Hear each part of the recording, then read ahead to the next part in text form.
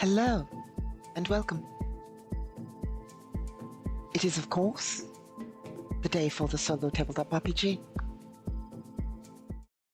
So, let's continue where we left off, sort of. Okay. So, ideally today we'll actually get into some sort of battle, or something like that.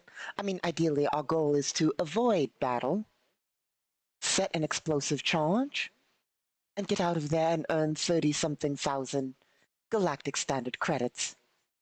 But, you know, we might engage in combat, who knows? It's not going to be an easy mission. We might even have to abandon the mission. We'll find out as it goes. As our poor adventurer Juliana Aldis, well, the goal is for her to survive, but we'll see how it goes.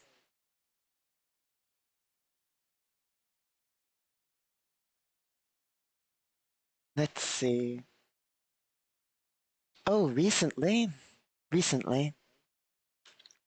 I don't know. I sort of want to fund a mercenary organization or some sort of nation out there, sort of as a mysterious benefactor, supplying them with military supply.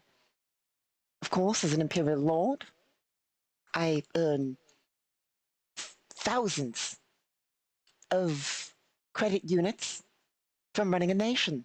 And of course, we pour that funding back into running our nation. But, I mean, funding a little mercenary organization with billions of credits, I don't know. There's just something about non-imperial mercenary organizations. I have a soft spot for non-imperial factions. You know? Anyway, let's see.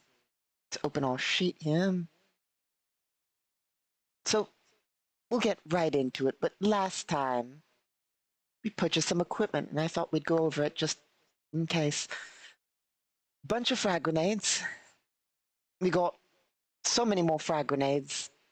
We bought a low-tech level rocket launcher. We got base rockets, heat rockets, and AT missiles for our rocket launcher. Well, they're more AT rockets, if anything, but you know. And we acquired a heavy explosive device to be used at the location. I'm not sure. I mean, we probably need more than one. I think they'll give us more than one. Let's check. No, one theoretically should be relatively destructive to the area. Okay. Our goal is, of course, to destroy the road, or at least damage the road to a significant degree. Ideally take out several vehicles. Given that spread and all that, it's unlikely for that to be achieved and have the road damaged. But we'll do what we can. We have several plans of how to approach this. One being simply to fly in, and I don't think that'll work out. Now that I think about it, given the vehicles here, it's likely if we simply try to fly in on our hoverbike, we will be lit up by 50 cals. Probably not ideal. What are the tallest buildings nearby? This building's about up to 5 stories. This one's a mall complex. Up to 3, maybe. Can go up to 5, but likely up to 3. These ones go up to like 5 stories, if I recall correctly. So we have the ability to sort of get to the area. I mean, we could just act like a normal individual, but likely we'll be stopped at the roadblock to a degree, which is, you know, if we have our... Oh, that's another thing we did. We got a weapons mount for our hoverbike. We have a 14.5mm heavy machine gun attached to our hoverbike with a vision tracking front arc weapon mount. Not bad, but better against infantry than anything. I don't think we got special ammo for it. Yep, we didn't get special ammo for it, so we're likely best to use against infantry. I wonder, forgive my random statistical tangent. 3d10 plus 1. So we're looking at 31 divided by 8 is 3. So we're looking at if we got the cheapest possible, not the cheapest possible, but the basically relatively high tech, but standard, I say high tech, I mean like above Elysian tech level 10. Relatively high tech, but not actually, given that we are space nations, high tech. We're looking at armor piercing 3 for the lowest tier of armor piercing. We're looking at armor piercing 3. Which is not ideal. I mean, it's not bad, don't get me wrong. But the point being, it's not going to be enough. If we had a 20mm, problem is we couldn't acquire one, so. I'm curious once more. Luckily, our dice roller, the dice roller we use, has a built-in calculator. 3d10. We'll calculate dice averages. So we're looking at an average of 17.5. So with an average of 17.5, we're looking at technically, I mean, we're looking at the ability to pen, like technically speaking, light infantry fighting vehicles, exceptionally light infantry fighting vehicles.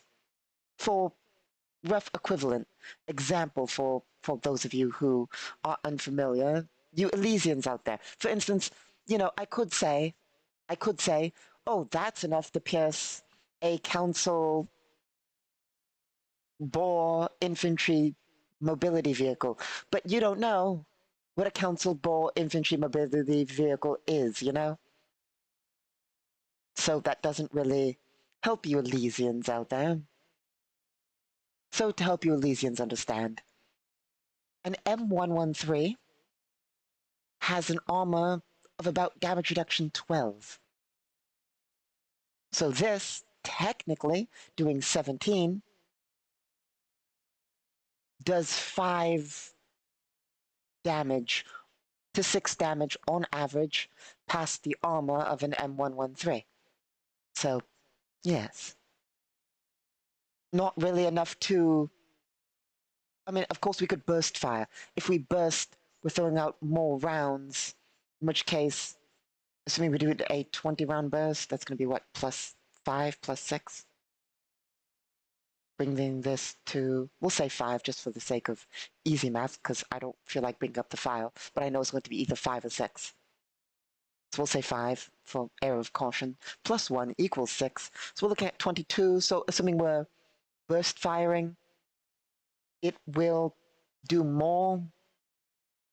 But point being, it's not going to be enough to say disable it. We'd have to basically fire constantly at it for several rounds for anything to actually occur. And even the way it works is, assuming it succeeds armor saves, if we feel like bothering with armor saves for enemy vehicles and all that, it would take quite a while to do anything. And even then, once it does things, we're looking at maybe disabling of certain components. And then, even then, like, when a vehicle reaches 0 HP, it doesn't explode or anything, it's just disabled. So it would even be a while before it's disabled, and even then, it's not going to explode or anything. So, you know, it's not like we're gonna really achieve much firing at it. Like, if we get lucky and component hit, say, the crew compartment, there's a slight chance we could hurt the people on the inside, you know? Like, with armor-piercing rounds, it'd be better odds, you know? But, like, point is, we damage it, but it's not like we're going to destroy the infantry mobility vehicles or APCs or so forth with this thing without sustained fire. And we're in a hoverbike. So, hoverbike turns out significantly weaker than an APC. Crazily enough. I know, insane. Insane. Who would have guessed? I believe we have DR5. Yep. We have damage reduction 5. So their rounds will rip right through our vehicle, disabling things basically instantly. Especially given that it's 25 HP, meaning every component has, like, nothing. What is the damage reduction of every component?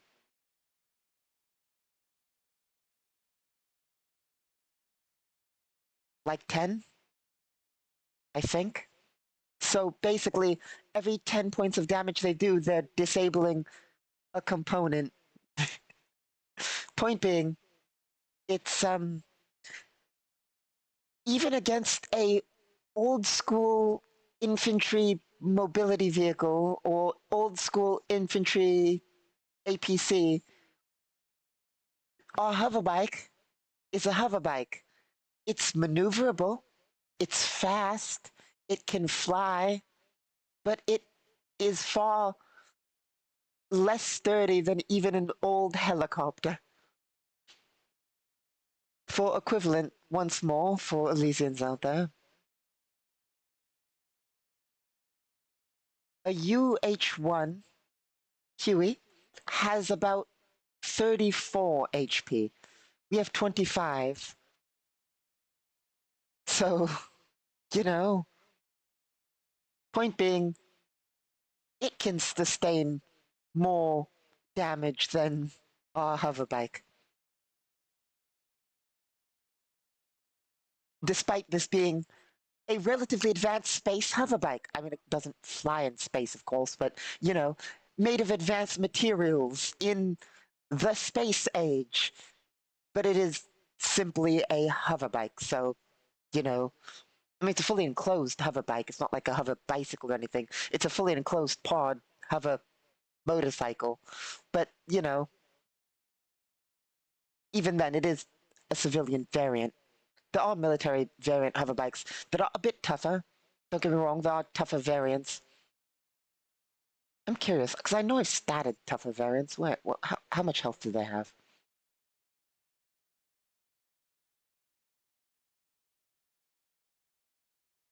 Military vehicles, specialty military hover. Yep, no, that's IMV.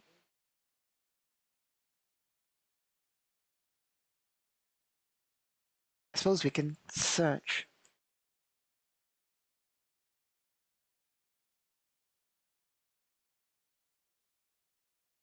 Assuming we can ever type properly. Yeah, even then, the military variant of a hover bike is not all that much more strong.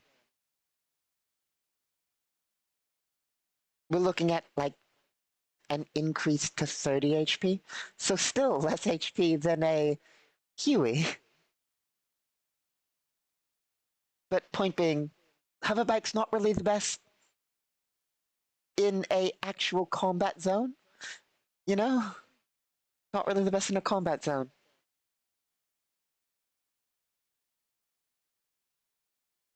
But as a lone independent mercenary, it's what we have. I mean, the thing that I find, oh, we should have.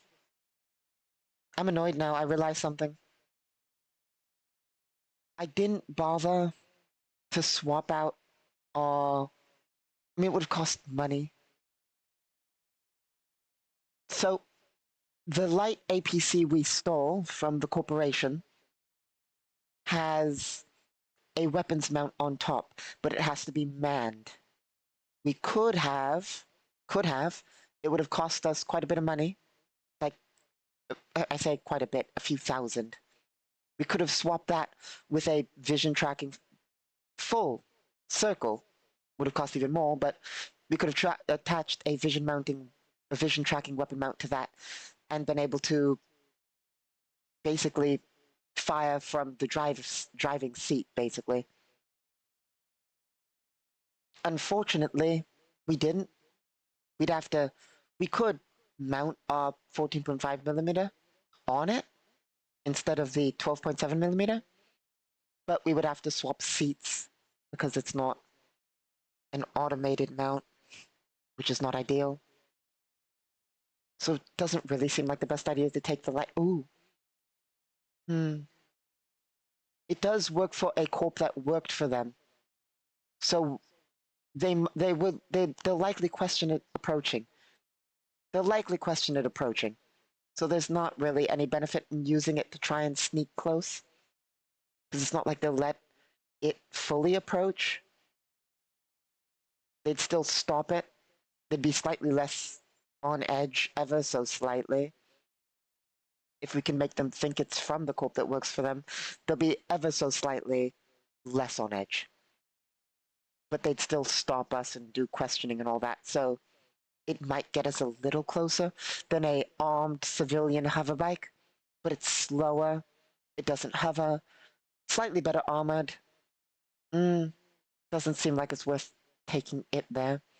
Too risky. The goal, of course, is we don't want Yulana Aldous to die. That's that's the goal. Not dying. Hmm.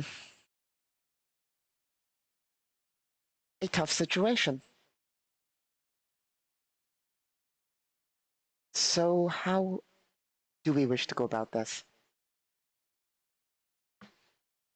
I'm really thinking have a bike in is our safest bet. It's not like we need to.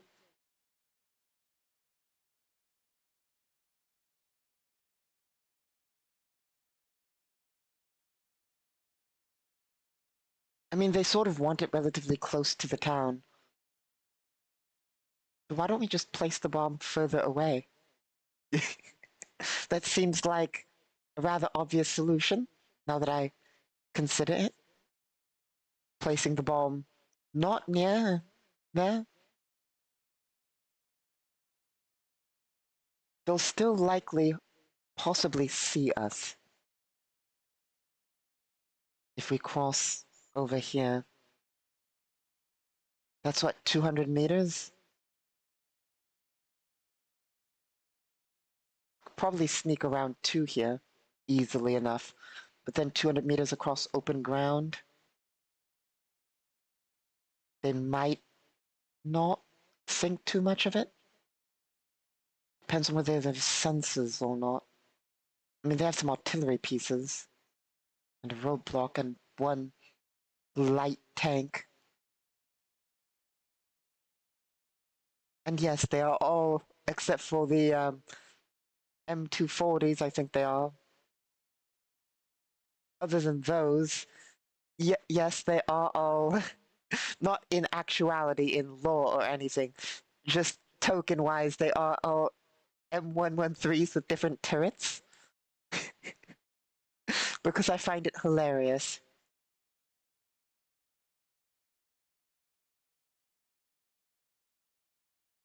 I don't have infinite top-down tokens of vehicles, and I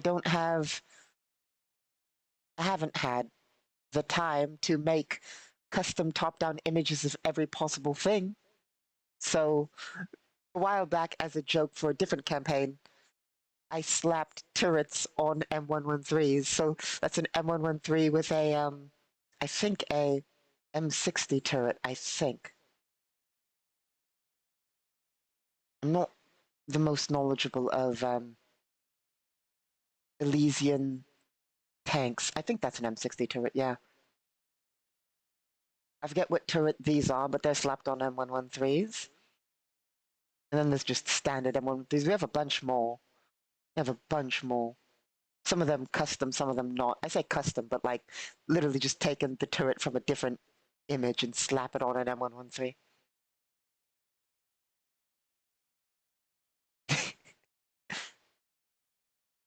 Truly, the vehicle of the future. The most modular vehicle. M113 with different turret.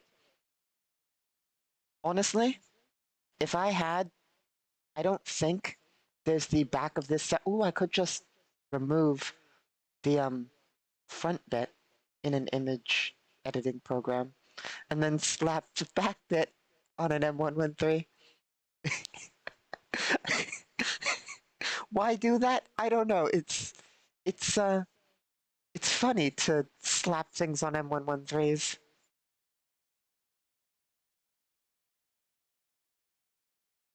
Truly the most versatile platform, a platform of the future.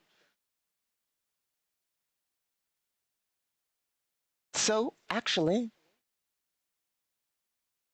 speaking of M113s,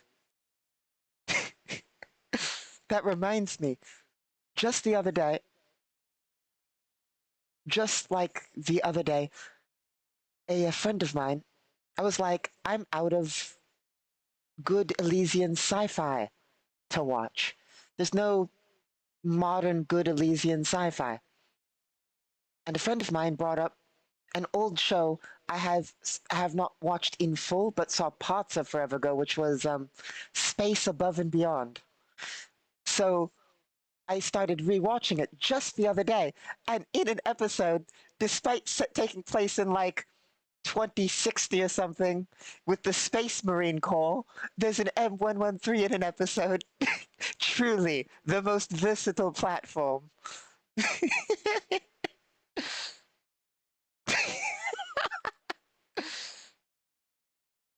At least I'm pretty sure it was an M113.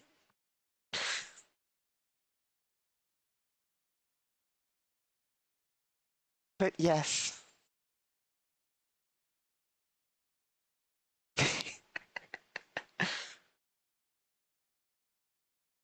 Let's see. But yes, I think I've been over it before. Despite the Empire's reluctance to acknowledge Elysia in general, we avoid Elysians, given our little conflict with them. I am personally quite a fan of a lot of Elysian culture and media. I love Earth things. I love old Earth sci-fi. Oh, I'll complain about older sci-fi, but I love older sci-fi. I think I've said this before. My favorite ever series, my favorite ever series. Even let me put it this way: more favorite than any Galactic TV series.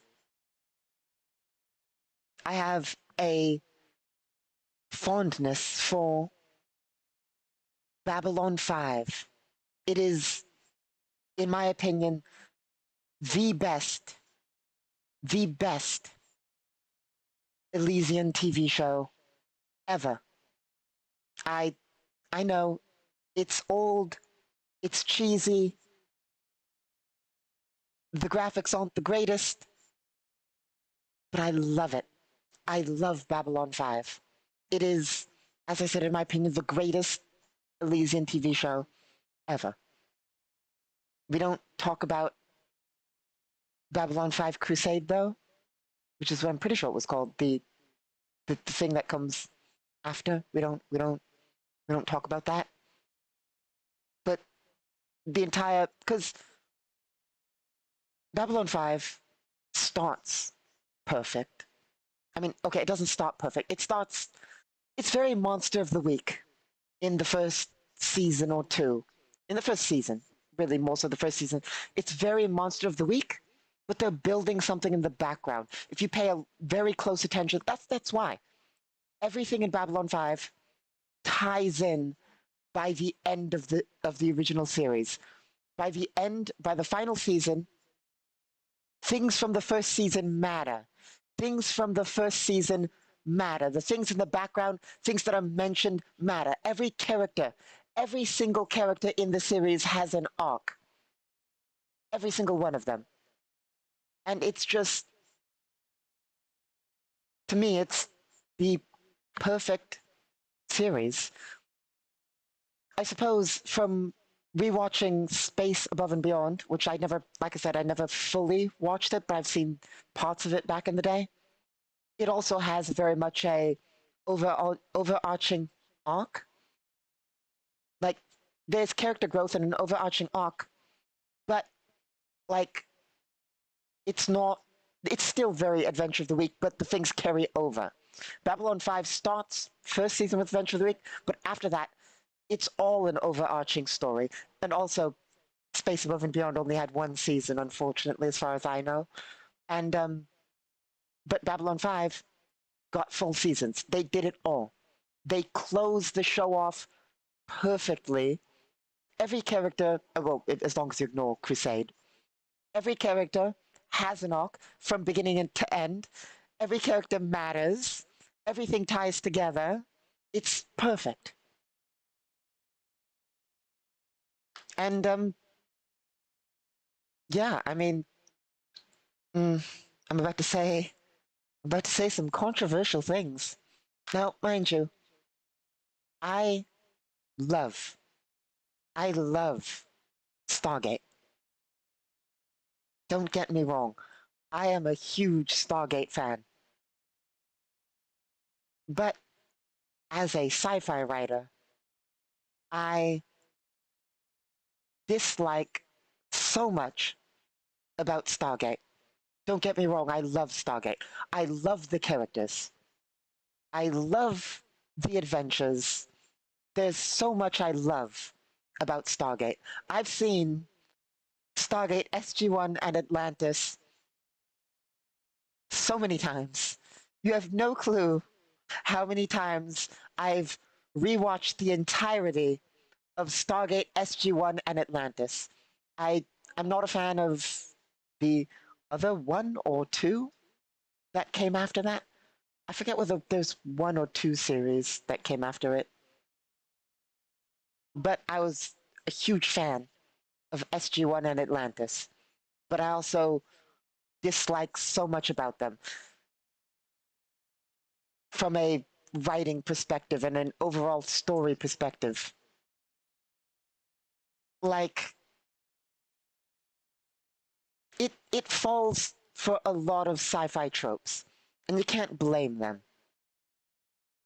But that's why story-wise, Babylon 5 does not annoy me as much. because it doesn't, like I said, the first season, probably the weakest with the very much monster of the week bit.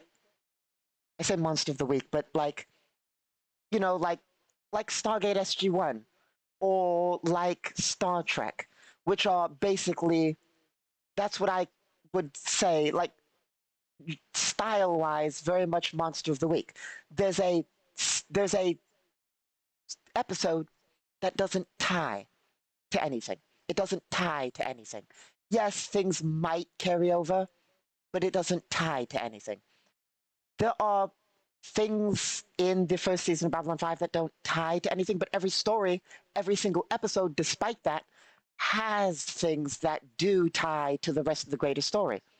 So it's not like skip season one. No, no, no. Season one builds upon the world and everything, but all the Monster of the Week things are the weakest bit, if you ask me, for it. They matter. They matter, and there's always things going on in the background. Like throughout the first season, I'm pretty sure throughout the first season, it builds upon the Centauri non-war. The Centauri and the non, or should I say the Grand Centauri Republic, and the non-regime, they're not fans of each other. They hate each other. So it builds upon that in the background throughout the entire thing. You learn about EarthGov and the whole things going on, and you learn about it all.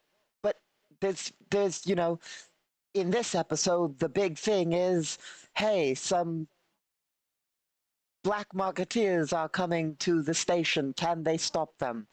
And I mean, it ties in because, you know, like this is an example that I'm pretty sure is not really in it. I mean, there is an episode in which there is black marketeers, but I forget whether that's in the first season or later seasons. Well, I say black marketeers, sort of, sort of. Like that's the thing.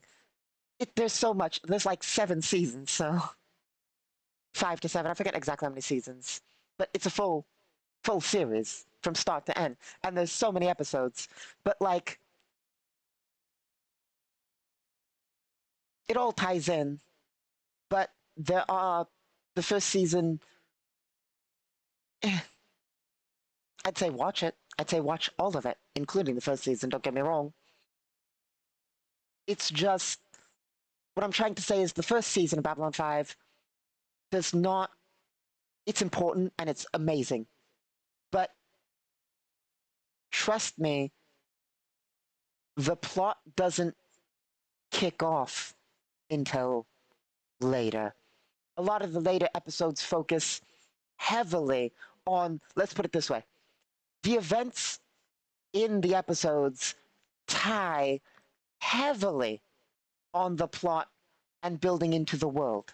They may not necessarily directly tie in completely to the plot, but it's like, you know, here's an EarthGov person at the station sort of questioning them.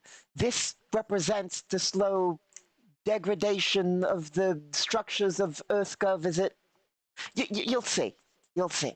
But like the first season's things don't tie in as heavily to the overall plot. There's background stuff that does, but the actual main plots, like the episode main stories, don't entirely tie in, but they do build upon characters in the side and throughout it. So it's super important because even though the first season's episodes don't necessarily tie into it, the character building is all happening the entire time. There's stuff talking about the background and stories of things that are going to happen that fully kick off in the later seasons. Well, you don't get that at all in, say, Star Trek, except for, I suppose, in Deep Space Nine with the whole war thing. But even then, a lot of the episodes of the what was it called? The war in Babylon 5, not Babylon 5, the war in Deep Space Nine doesn't, they're still very independent. You know, like, sure, some things carry over and some character building carries over. Like you know, the characters have arcs, but it doesn't fully, it's not done as continuously as, say, Babylon 5. Same with Stargate. The characters change, and yes, over time, you see like Stargate Command gain more things and more understanding, and then they eventually get the ships and everything, and they get allies and all that that help them in later things. But it's not. It's still very much this episode is unrelated to the greater everything else. Only loosely do things occur.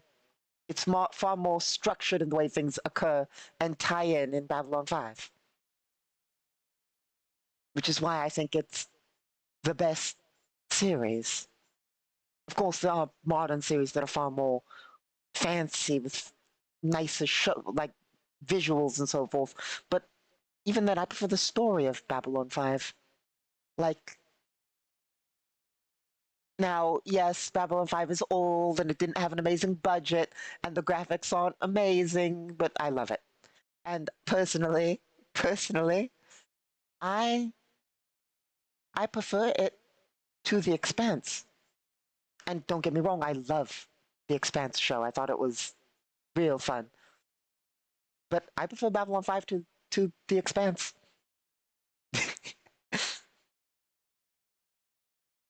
What other great sci-fis are there?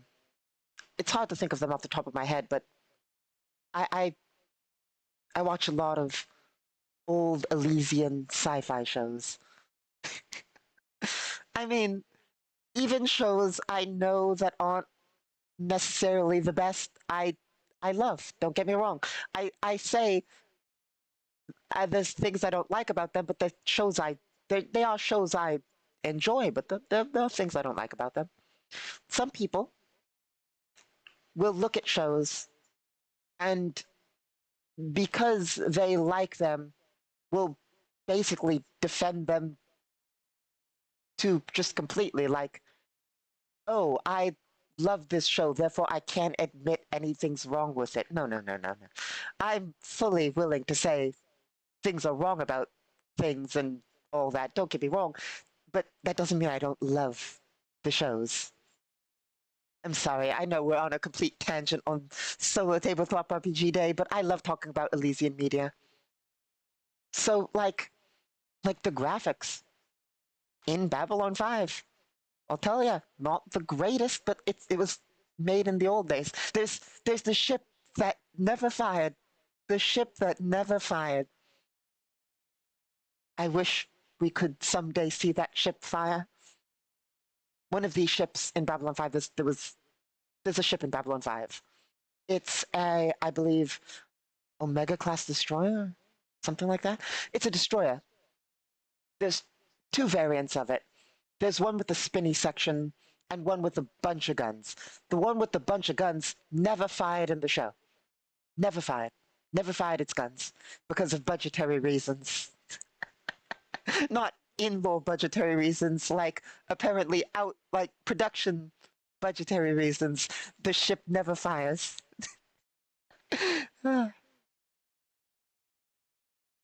But like I said, I love Stargate, but I have problems with it. I have complaints about it. I've seen every single episode of Star Trek, the original series, Deep Space Nine, Voyager, and The Next Generation, and the original animated series. The old animated series. I've also seen every episode of that. I haven't seen the newer ones. I don't like a lot of newer shows. And we're not. I'm not gonna do it. I'm not gonna do it. I've I'm not gonna go on the rant I go on every single time. I despise. I absolutely okay. I can't not. I'm sorry. I absolutely hate hate with a I have a burning hatred of the new Foundation TV show. I love. I read every book in Isaac Asimov's Foundation series years and years and years back before this entire Foundation TV series, before it was even announced, before it even existed. I read every single book in Isaac Asimov's Foundation series. I admit I haven't read every book in the Robot series or the Empire series. Both of those are they were later made chronologically tied into Foundation. I mean, they came before. I think they came before the Foundation series was even written. I forget which ones came first, but I know that, like, history-wise, they weren't originally written as part of it, but they were eventually tied into each other. It goes Robot, then Empire, then Foundation. Robot being, you may be familiar with Isaac Asimov's Robot series because um, I, Robot. And admittedly, crazily enough, so having not really read the Robot series, I don't hate the iRobot movie, the modern one. I don't hate it. I know it's not the best. I know it doesn't follow the story, but at the very least, it doesn't have, as far as I understand it, the goal to do what the Foundation TV series does. The entire point, the entire, the entire point of the Foundation book series, they spit in the face of it. The TV show spits in the face of the book series. In a sense of, the entire point of the book series is no individual is important. No individual is important. That's literally the point of the series. One person is important. One person, well, I say is important, I mean breaks this rule when I say is important in the book series. The entire point of the book, spoilers, I suppose, psychohistory can predict the masses. Psychohistory can predict the future because psychohistory can predict what groups of people will do, and thus what nations and societies will do. Because no individual can have a great enough sway on galactic society that it can't be predicted. You can predict what a mass of people will do because no individual is important enough to have an effect. Eventually, somebody will do something that will fall in line with the predictions, is the entire point of it. Basically, if this is a rough example, but if an evil empire rises and it has certain aspects to it, psychohistory will predict, it doesn't say an evil empire will necessarily lose. It's not like, oh, it's not like high and mighty in a sense of an evil empire will rise, and because it's an evil empire, a rebellion will rise to overthrow it. It's not like super like, ooh, just a rebellion will innately happen because there's an evil empire. No, no, no, no. I'm just using this as an example. If an evil empire rises and it's not structurally sound, and we know that it's not structurally sound, we know that rebellions will form in it. And statistically speaking, we have a prediction that there's a 80% chance that this rebellion will succeed in overthrowing this evil empire. Basically like so. It's not like high and mighty in the sense of because an evil empire rises, it will be overthrown. No, no, no. It's like if an evil empire rises and with these circumstances it is structurally sound, there is a 98% chance it will succeed in persisting. Psychohistory predicts the future. It doesn't necessarily tell the future, it predicts the future. And when you know the prediction of the future, you can work to change the future. And that's the entire point of, I believe his name is Harry Seldon. That's the entire point of his thing, is predicting the future and then trying to change the future. Basically, he's predicted that the empire will fall. There's this empire that's not evil per se, but he's predicted that it will fall. He is then going to start this project, I forget what it was called, Foundation Project, I'm pretty sure, to set a group of scientists up in a way, following his predictions, that they will stop this dark age of 10,000 years to only 1,000 years by setting them up in a way that they will be forced to do events that will change the future as a nation, not any individual, because individuals don't matter. He sets it up so the foundation as a whole will be forced to adapt and take action societarily due to how he's set them up that will lead them to do these things. And he's predicted what nations around them will do, how they, what might happen. It's not 100% certain, but he set it up so, to the best of his predictions, things will fall out according to this, according to the way psychohistory works. Of course, there's entire things involving the second foundation and all that and everything like that. There's a bunch more to it. Don't get me wrong, there's a lot to it. It's an entire book series. But nobody is important. That's the point. Literally, after one of the events, so the book takes place over thousands of years, well, over hundreds of years, and we swap the view of characters. The book actively says at one point, you may be the person who has basically done this. You are the hero that did this. But you individually were not predicted by psychohistory. If you did not do this, somebody else would have done this, because that is the way the prediction of the way this would have worked out is. It's not somebody else would have done this because of the prediction. Somebody else would have done this, and the prediction shows that, statistically speaking, somebody in the future would be in a position to do this. And if you didn't do this, somebody else would have. That's the entire point. Nobody is important. You know how earlier I said, there was one person who was important?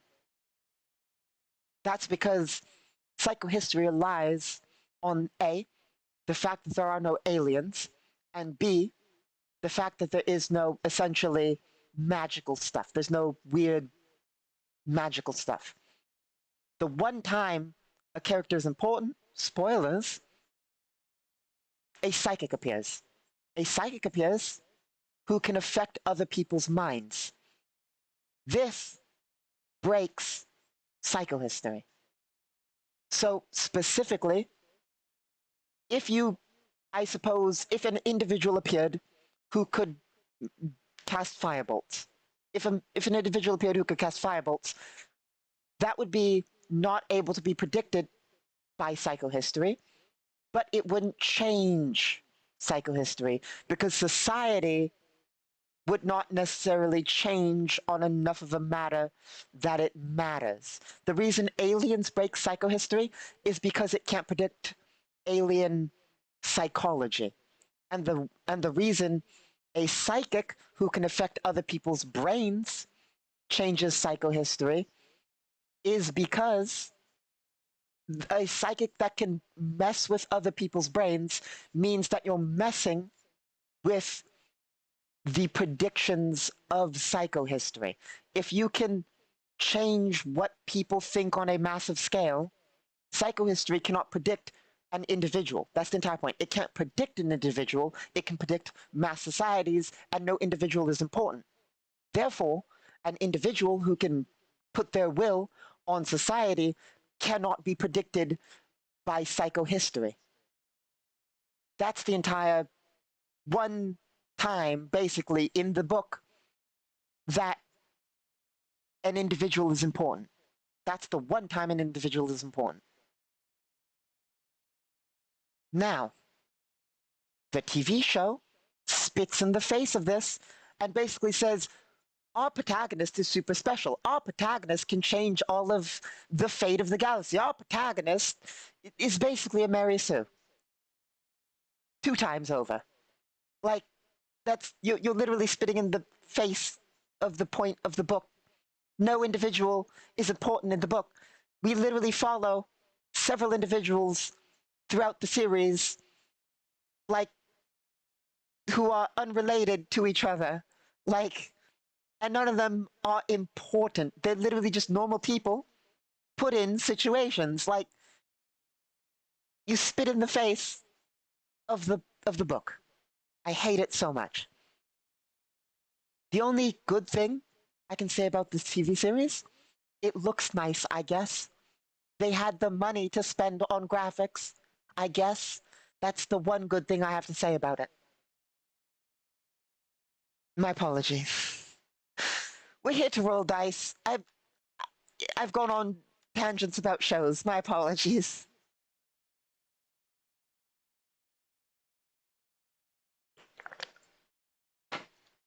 My genuine apologies. Let's get to it. Sorry, I can't talk about sci-fi shows without getting exceptionally angry at the Foundation TV show.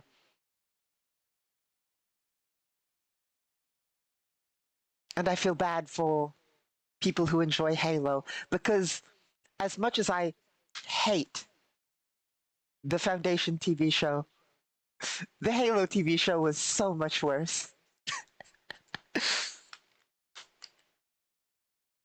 Anyway.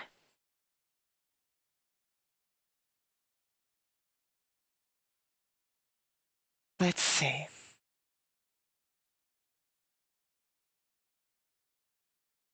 But I suppose that's why. I mean, to me, the Foundation show is worse than Halo, the TV show, just from an aspect of, yes, the people who enjoy Halo got it bad. They got it real bad. However, anybody who enjoys Halo, Halo's so big of a thing that anybody who's a Halo fan knows that it's bad. Anybody who's a Halo fan can look and say, this is bad. There are, I'm not sure if you ask me, but I'm pretty sure Foundation, the book, while it is a famous book, don't get me wrong, is far less mainstream than Halo. Significantly so. Probably. I'm pretty sure. Given the book was written in, like, what, the 60s? So, you know, like, if you ask me, I'm pretty sure Foundation's a bit more obscure than Halo to the mainstream. The show puts it in the mainstream, and people who see it don't understand just how much it spits in the face of the book.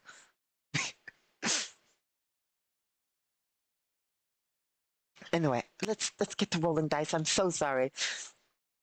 I can't go on a sci-fi show tangent without bringing up my hatred of the Foundation show. It's impossible. Difficulty level impossible.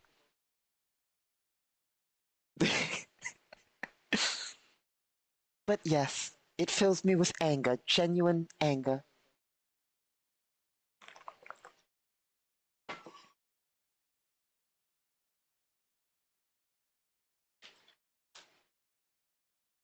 So, we're planning to blow up a road.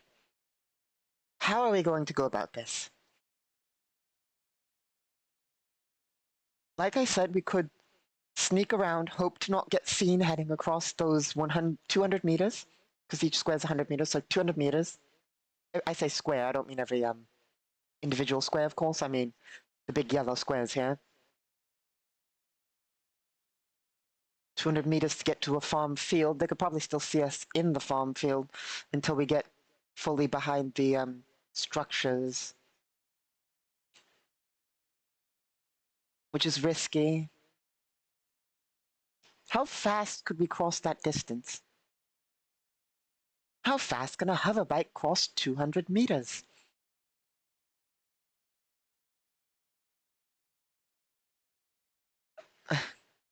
I'm... Once more, Sorry, I just had thoughts. It's not about books or shows or anything. I'm thinking once more, just in the back of my mind, yelling, why can't everything just be in meters? So due to the fact that we use originally, everything's based on D20 OGL, the grids and the stats and the generators for making stats, everything's measured in 5-foot squares. I wish I could consolidate it. It would just take so much work to do, though, to put it all into meters. I say, but not really. Not really.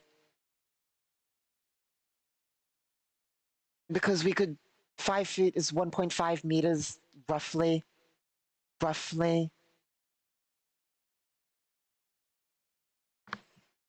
I mean, it's 1.524 meters or something like that. So, you know, like, technically, it works till you realize that the largest... What's the largest map we use?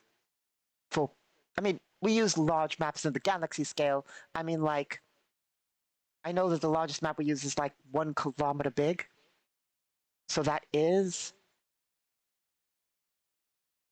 3,300? I think this is the large map. Yeah. 3,300 feet. And if we did that, how off would we be? 3,300 divided by 5.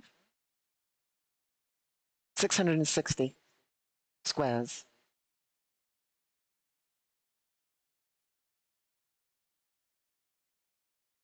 Oh, we'd be off by 5 meters. Be off by 5 meters. Not bad. I suppose we could do that. Like, couldn't we? Off by 5 meters isn't bad. We have bigger variance in other places, after all.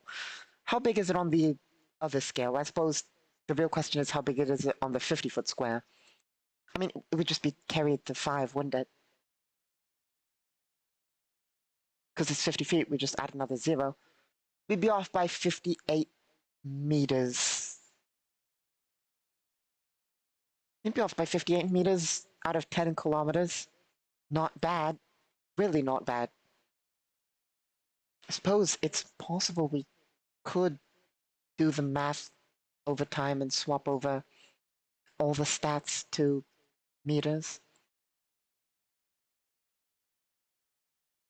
I'd have to relearn everything, though, and I'd have to have my players relearn everything. I say relearn, but just because, you know, we've all been doing this for so long that basically measuring things is easy. You know, like, off the top of my head, I don't need to bring up a book. I don't need to bring up a sheet.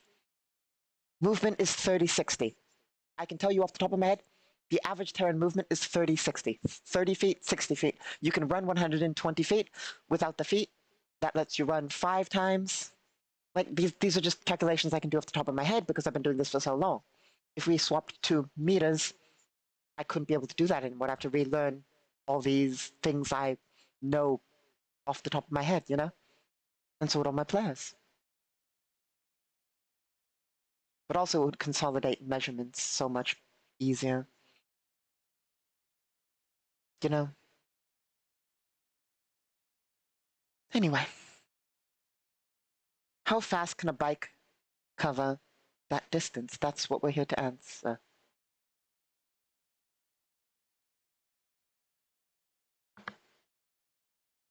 (3,520 feet).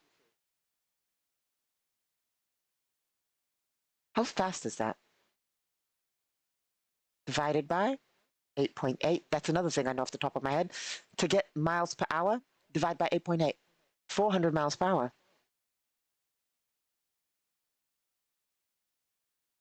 Fast.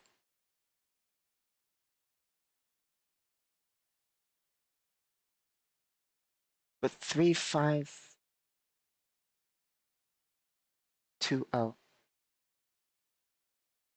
So we could cross that in a turn. I mean, we'd have to accelerate unless we were risky. So yeah, we could theoretically cross that in a turn.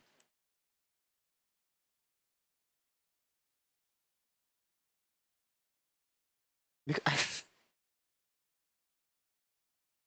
could cross this map in a turn, maybe. 3,520.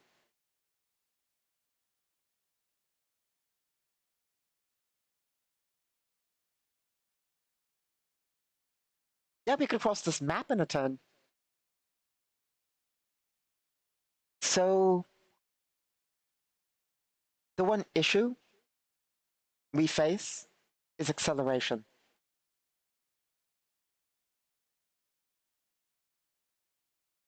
Which means, well, and deceleration, technically speaking. The bomb needs to be planted. It's not something we just throw.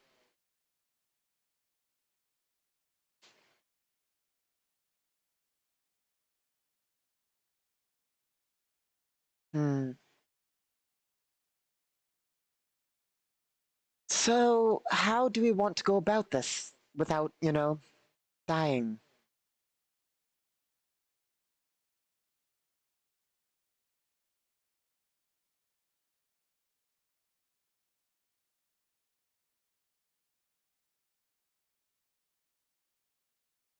Hmm.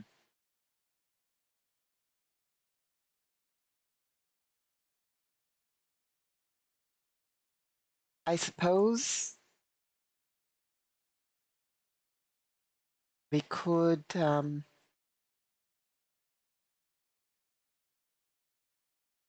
just sneak into the construction site, try and, that seems terribly risky.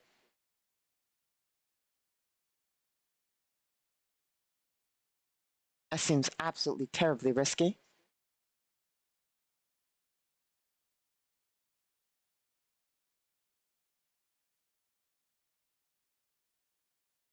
Hmm. I'm thinking blowing up the road farther south is the safe way to go about it.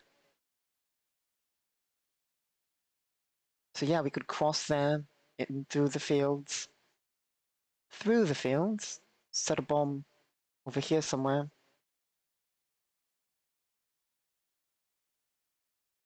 The one issue I see with that, so it's not likely the artillery is going to target us, because they wouldn't be sighted there. They'd have to take time to prepare that, and the accuracy would be off until they set it up. Same with the rocket artillery, they're not going to do that right there.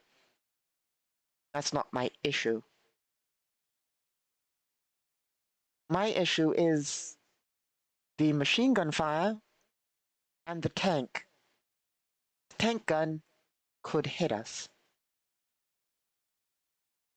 That's the real risk, isn't it?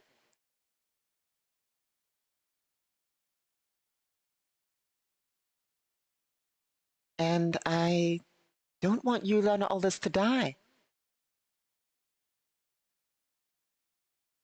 It's the safest option, though. What am I talking about? It's the safest option, though. And that's the easiest possible way to get 30 something thousand dollars.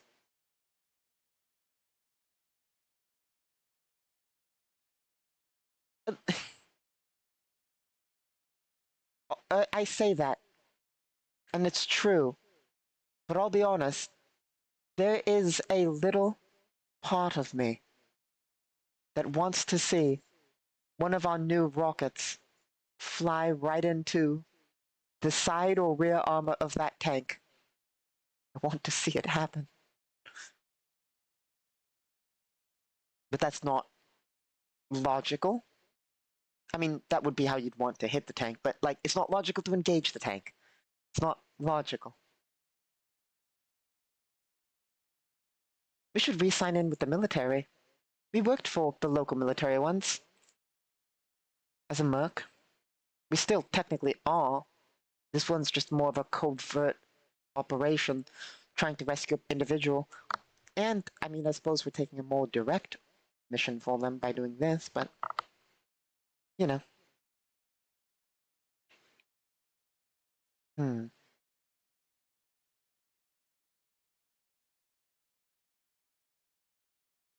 So, this is not entirely related to the campaign, but it is related to our campaigns, if you will. I think I've said this before. Half of me wants to engage in mercenary ops and military stuff. Fun, combat. Half of me just wants to wander around Galactic Requiem. You know? And I'm torn between these two sides. I also don't want Yulana Aldous to die terribly, but I can't interfere.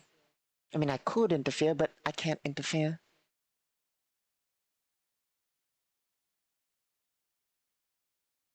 Let's see.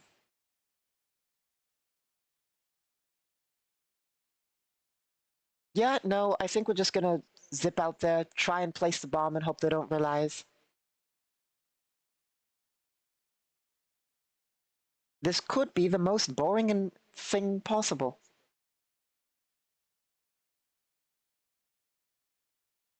If we're lucky.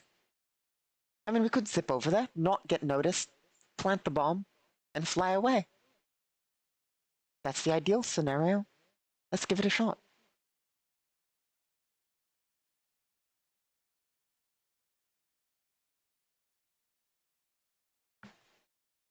Okay, so we have what we need. We have the equipment we need. You and Aldous will approach the area.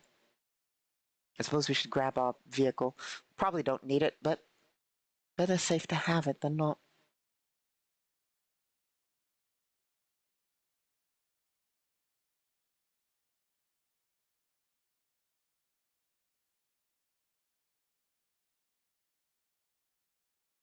Nope.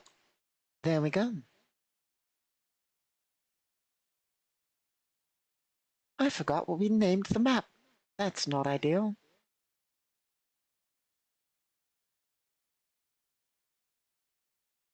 Probably should have read that before I swapped maps. This one? Yep, okay, good. So you and Aldous will drive through the city streets. I say drive, more like hover through the city streets. Basically making our way all the way to... Oh, no.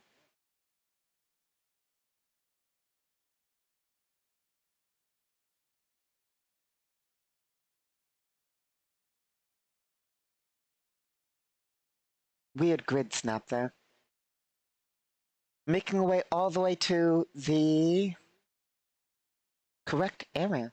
I mean, I doubt there's any thing on the way that's going to stop her. So let's settle in for a bit of a slow burn.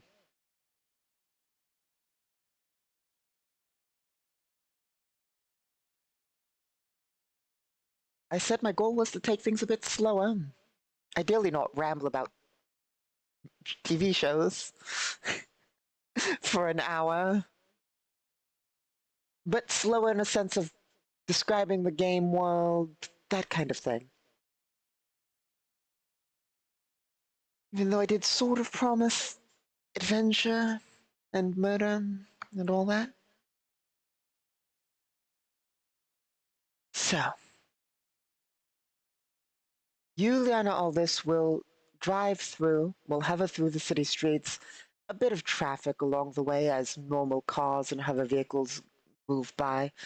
In the sky, beyond all the tall buildings, several hover vehicles go about their business throughout the city. Despite the despite the area being technically relatively close to a war zone, people go about their business rather normally. However, there are several military vehicles floating through the air or flying by on occasion. The streets are mostly standard, other than the occasional military vehicle, probably corp-oriented along the roads. The, the city itself is not the highest class of city. It's not a high tier city. It's not run down or anything, but it is a standard city district. So it's not like there's trash bags on the streets or anything, but there's the occasional broken light, the occasional graffiti on the wall, people milling about, some people in a fist fight as we hover along. Not our business. And this isn't even the gang controlled area. We left that a while back. Um, The buildings themselves are not very colorful. The signs are. The glowing signs are rather colorful. And the holograms that bring signs out in front, and the neon signs and normal signs lit up are colorful, advertising 1,000 different brands as we fly by. People walking on the street in relatively clusters, quite a lot of people out in the more traveled areas. However, the buildings themselves are, for the most part, dark grays. Not super dark grays, but the majority of the buildings are concrete gray and steel gray. A bit darker steel gray and a bit darker concrete. But the majority of the buildings are dark concrete or steel gray. On occasion, a few of the buildings are different, and those ones stand out, but they're mostly just shades of gray. However, the houses that we eventually get into, like down here, which are individual houses, are more individualized as we get to the more expensive buildings with, you know, standard house colors, red bricks, wood-colored houses, beige houses, blue houses, standard house colors, basically, as we get into the more outer districts. Hovering at reasonable speed, the signs pass quite rapidly. Signs for all sorts of products and advertisements. Yulana Aldous pays little attention to them. But it is... What time is it? It's rather late. It's rather late. So it is very much a mood going on a main street through a city district of gray buildings with lights in the windows, signs, holographic signs zipping by as it gets dark out, the glow of headlights in front and behind. It really is a mood I love. It is one of my favorite aesthetics.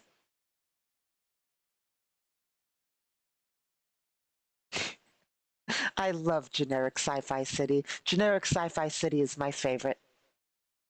And not the fancy one. I hate the fancy one. I mean, don't get me wrong, it has its place. The fancy one has its place. I say fancy one. When I say fancy one, I mean, tall glass and glowing bright towers with glass and rounded corners and and terraces of trees and they have their place. I don't hate them. I don't hate them. But it's not my aesthetic, you know? I prefer the gray, neon light cities. Far less utopian, you know? Not necessarily dystopian, but far less utopian. That's my favorite.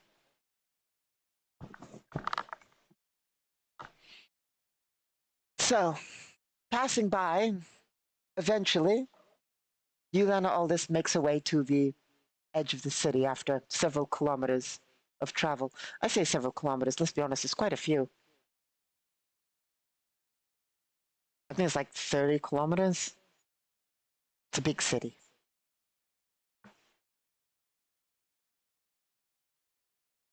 It is this one, yep, let's double check just for sake. Yep, 30 kilometers. Every square on this map is 10 kilometers. So basically we're traveling through 30 kilometers of city. This is one of them dense cities.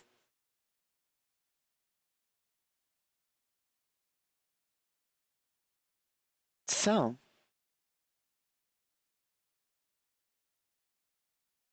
Eventually, we make our way to the outskirts, arriving at around here after 30 kilometers through roughly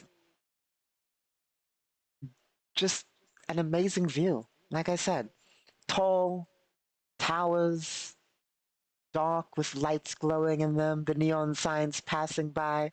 I'm pretty sure while driving there through the bit of traffic on the highway, not stopping and starting traffic, but cars constantly moving on that highway, we likely you then also put on some tunes, she'll put on some of those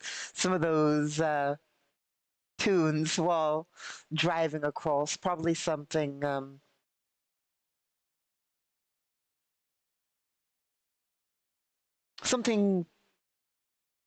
what fits that aesthetic? I don't know, electronic music, probably something with more beats than anything, probably. As she makes her way to the site, as she pulls up in the rough area, she will slow down as she drives through the residential district as not to draw attention. She's not going to hover.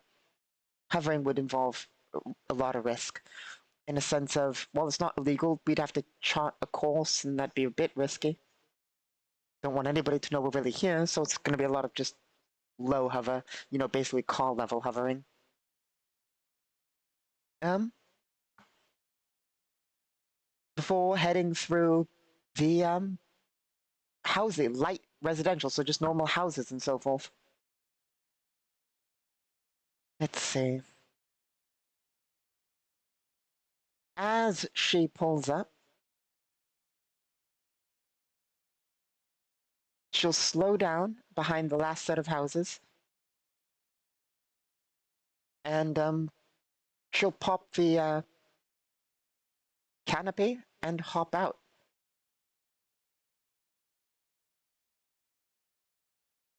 She will look across the field at where she needs to go.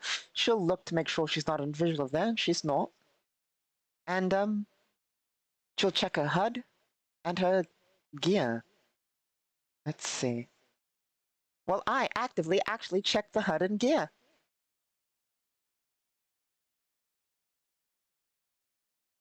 I don't think we have a fancy HUD. We should buy one. There's a lot of things we should buy. She'll talk to her AI. She'll basically talk to her AI saying, well, we've made it loosely into here. It's all going to be a bit more difficult from here, but 37,000 bucks. I think 37, something like that.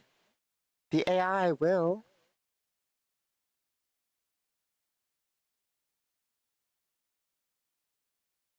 point out that it is 36,000 galactic standard credits, correcting her. She'll say, but it is a fuck ton though, still, either way, for a day's less than a day's worth of work. The AI will point out, but the risk involved is the payment of the contract is variable to the risk amount. And she'll say, I've seen worse. You ready to get started? The AI will acknowledge, and she'll check her helmet seal, check her HUD, and hop back onto the bike. She'll turn around, about to hear, before turning around again and accelerating. Let's double check the rules on that. Don't want to break the rules. Vehicles, acceleration.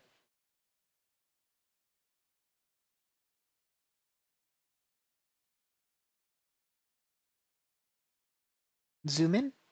Here we go.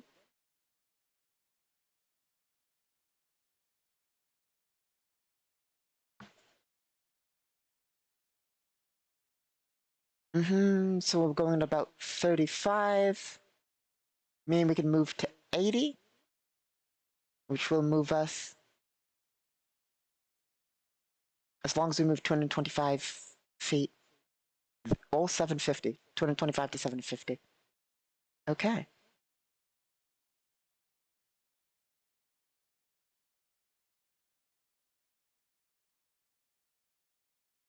We'll move minimum as she approaches there at about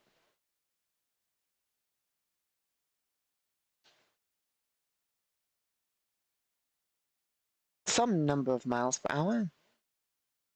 The next turn we can move at full, or at least near it.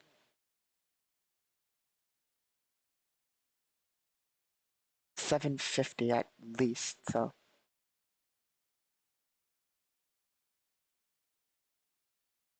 As she zips across the open ground.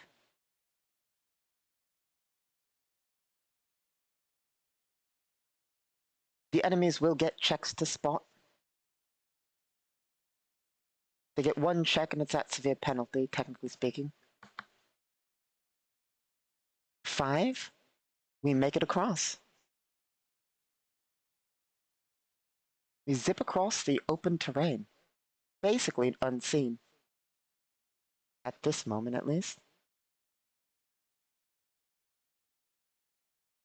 Luckily for us, we don't need to take any checks for, we're hovering at a reasonable height, so we don't make any terrain checks, really. Because we're not in a normal ground vehicle. If we try and hover low, we would, but...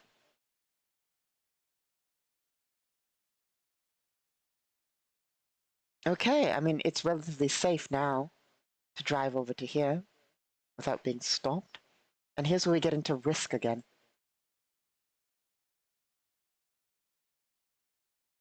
We want to set the bomb anywhere, probably right over here, because it's easiest to escape. I really don't like this plan anymore, now that I think about it. Just because the sense of that tank could fire at us. If we were over here, literally anywhere over here, the tank couldn't shoot at us. The tank couldn't shoot at us, and even the people with machine guns couldn't shoot at us because of the civilian populace. Out here, it's a bit less. We're farther from them, but also we could get shot at.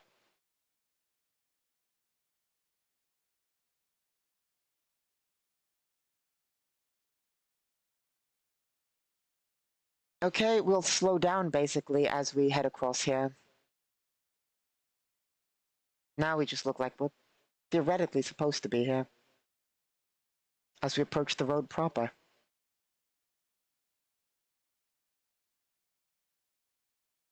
You and all this will pull up to the center bit, I suppose.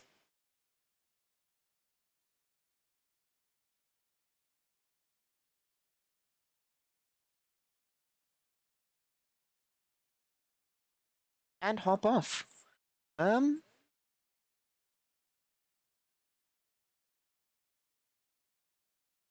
suspicious are they? I suppose that's the real question.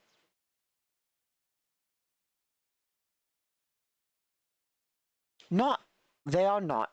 They have yet to realize what's going on with another 5. So we successfully basically pull up to the road and come to a stop before hopping off of our bike. Time to set the explosive.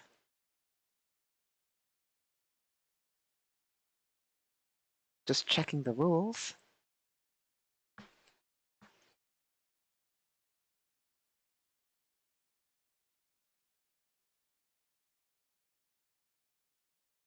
Here we are.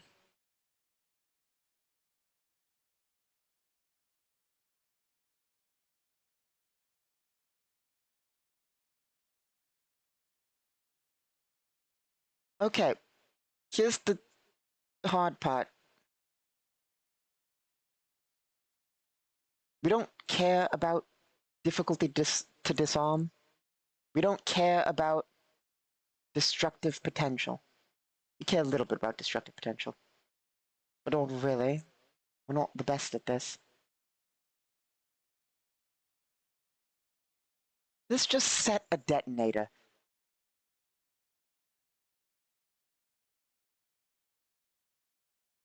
We just need to beat a DC 10 on a security check.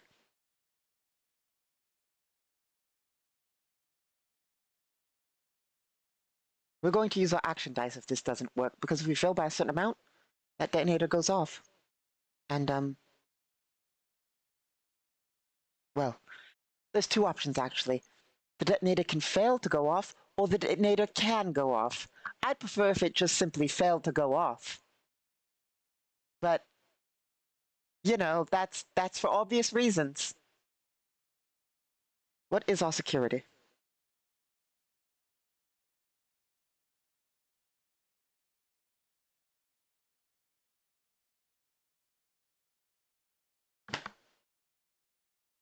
Two plus one for a total of 3.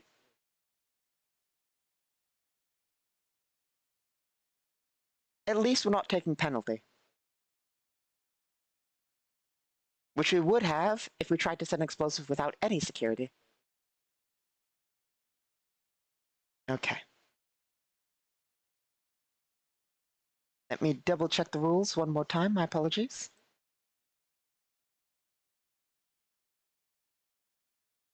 Security.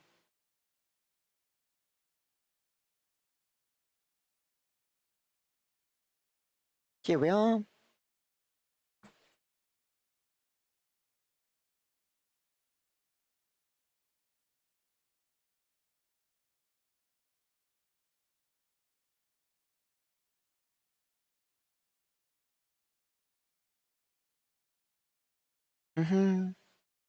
Just double checking.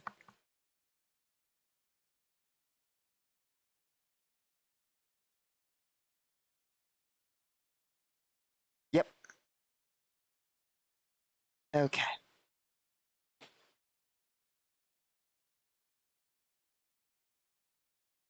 Our total, one more time before we roll. 3. Lovely.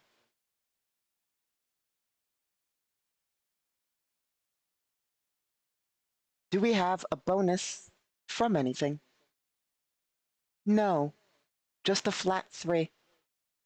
Wait, does computers apply? No. Okay.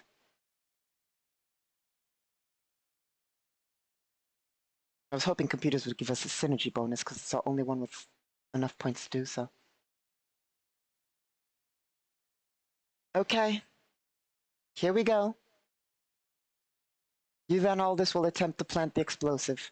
How long will this take, out of curiosity? I suppose I should check.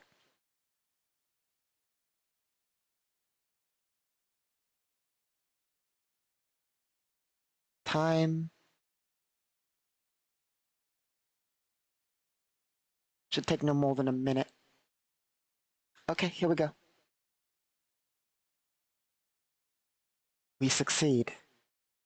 9 plus 3 is 12. We have successfully planted the bomb. That is very good. However, the enemy will get another check, unfortunately. Also, I should grab a marker. Here we are. Default markers. We'll just throw that down.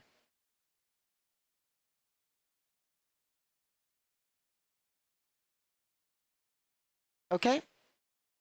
If they don't see us this last time, because this is the last time we're doing something suspicious, and if we basically get to crossing the road again, they won't get a check, or if they do get a check, it doesn't matter.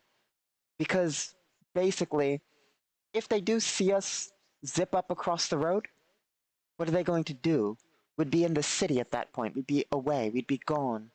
It might have consequences, but it would be far less in this scenario in a sense of what are they going to see, you know?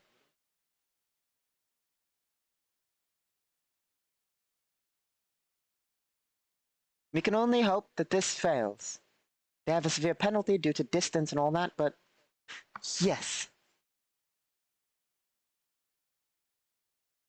They do not see Yelena Aldous planting the bomb. They likely see her vehicle there. They likely see her doing something, but it's several hundred meters. 500 meters. So yeah, they see her, but they're not sure what's going on. Like somebody hops off their bike and then hops on their bike. Luckily, they don't think too much of it.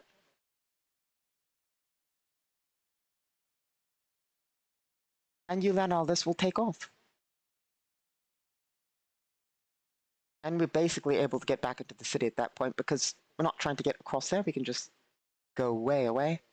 We're not limited to this map. It's a world, you know?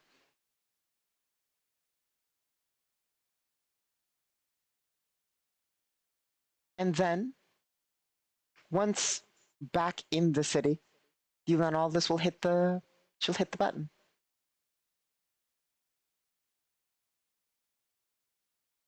Basically blasting a hole in the road.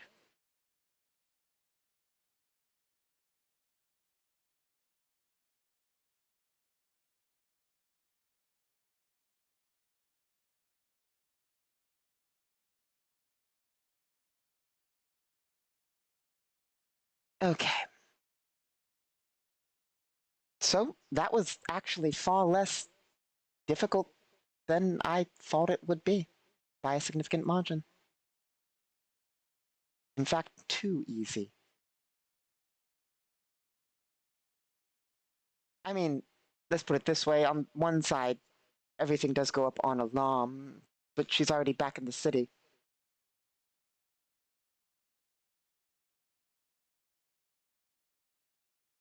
Let's see. Far too easy, though.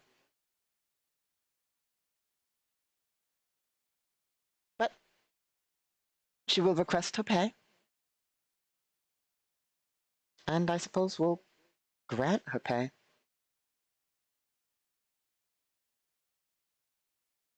We're not done here for the day or anything. Let's see.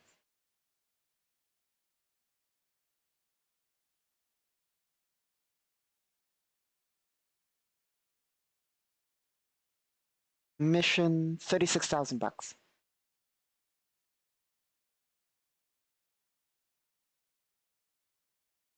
36,000.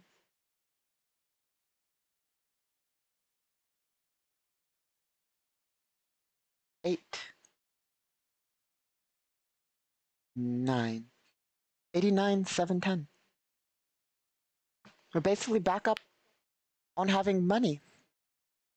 And it only cost us nothing because we decided to be smart and not engage the enemy.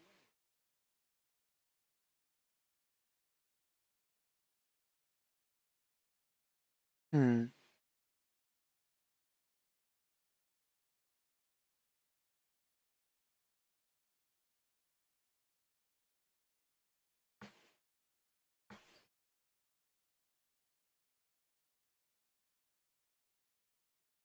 But I suppose we should find something more actiony.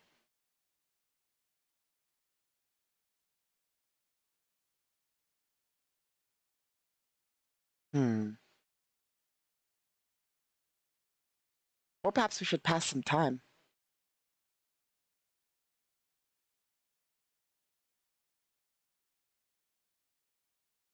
I mean, we are actively being paid to hold position.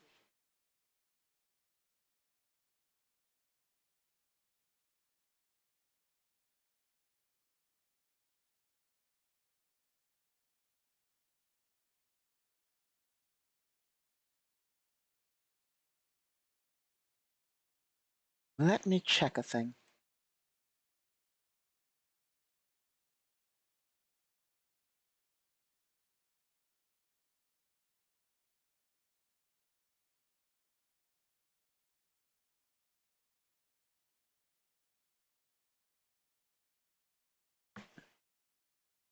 Surely I made a note somewhere.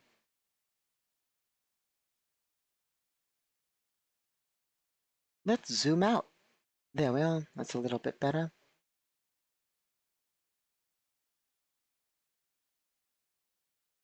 Mm-hmm.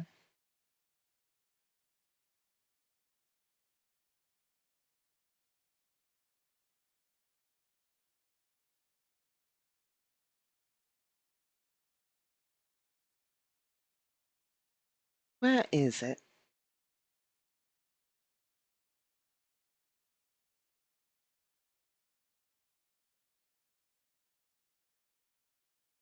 Mm-hmm.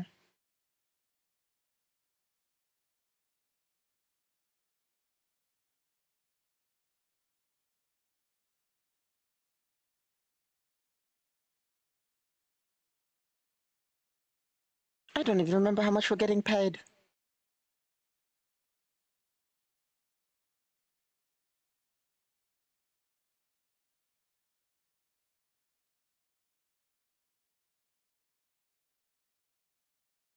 I'm sure it's somewhere down here.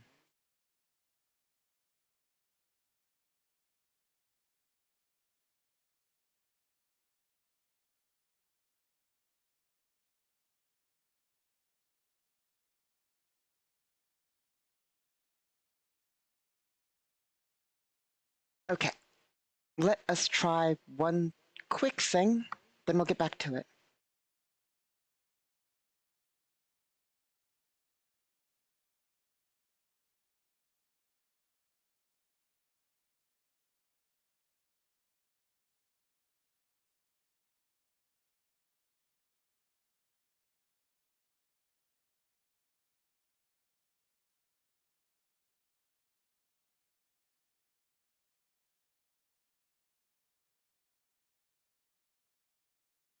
Mm-hmm.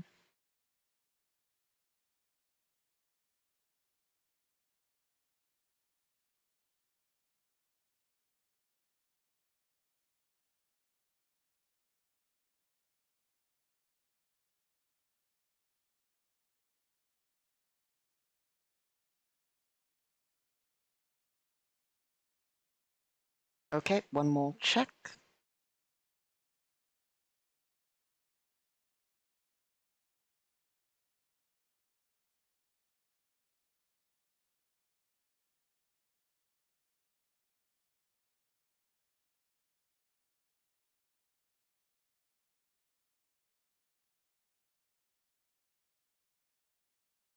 Well, that's not ideal at all.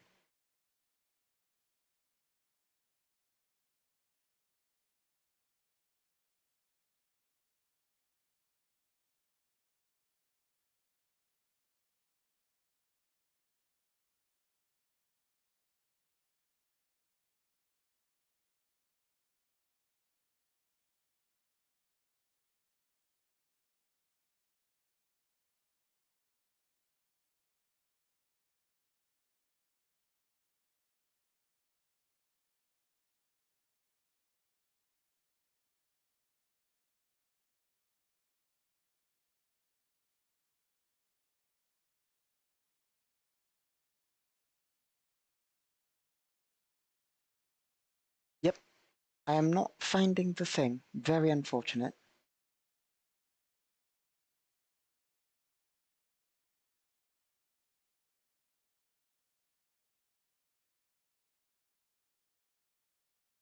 Very, very unfortunate even.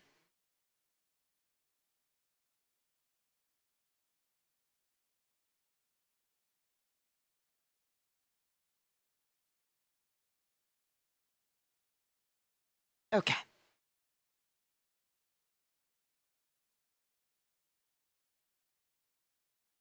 Sorry about that. Checking sheets for data. Also, it's time to make a coffee. So here's what we'll do.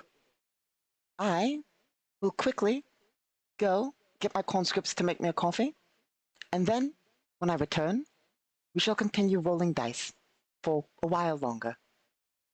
My apologies. I'll be right back.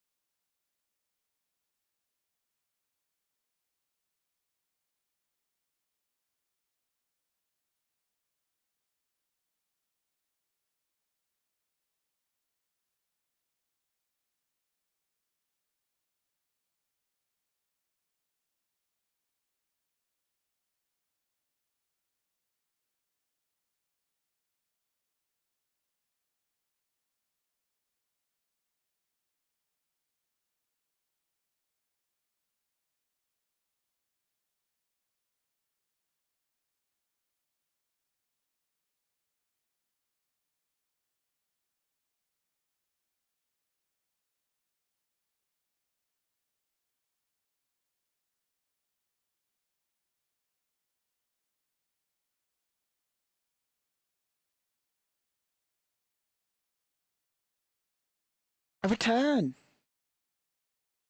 I return. There we are. I also had my conscripts bring out the desk, because of course, where am I going to place my coffee? If not on a desk? Let's have some papers here for work. But, you know, so.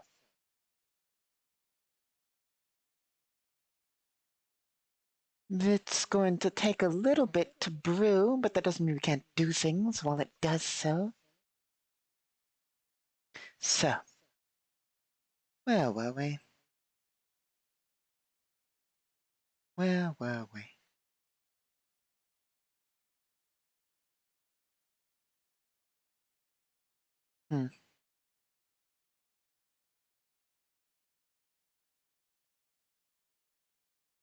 Well, we just completed a contract, earned some money, could not find stats on how much we're going to earn on our main contract, which I feel like this is the 5th time that's happened. So we'll figure that out at some point. And I suppose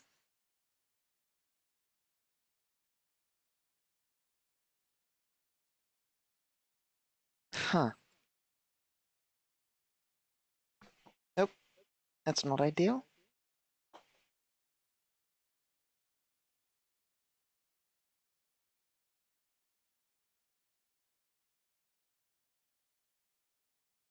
Okay.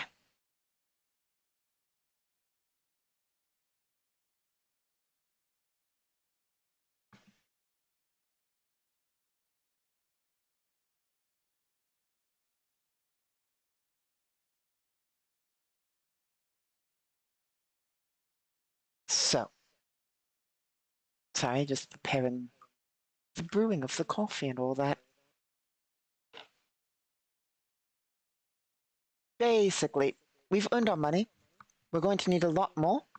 A lot more. Not entirely. We're not really succeeding. I mean, we completed a contract that was a bit too easy for quite a lot of money. 36,000 Galactic Standard credits even. So, in a sense, we are winning. In another sense, in order to buy a starship, we're going to need a few million Galactic Standard credits. So, slowly but surely. Slowly but surely.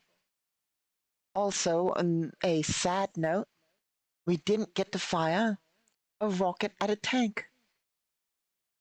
I kind of wanted to fire a rocket at a tank. On the upside, it means we didn't die.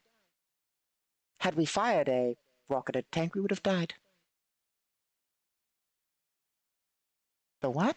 The armor? It's a conscript chest plate. Stolen directly from a conscript.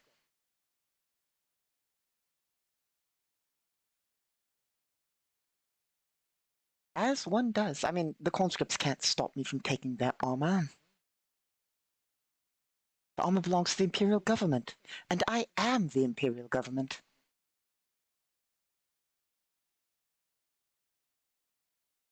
Let's see. Something I don't accidentally minimize the wrong file here. There we are. So, you and Aldous heading back, will likely head back into the city and to the military base. Well, not military base, obviously, that'd be probably a terrible idea to wander up to the enemy military base after we've planted a bomb on their road. But the real question is, what do we do with our newfound wealth? We could get the upgrade to our infantry fighting, or APC, honestly, more so than anything. Make its turret spin. And or something like that. Hmm.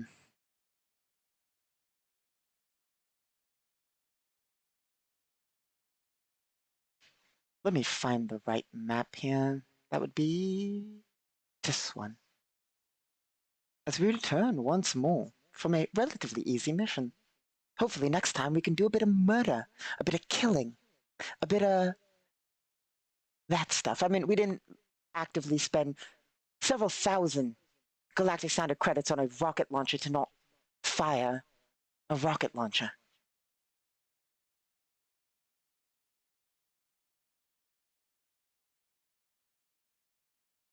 Let's see.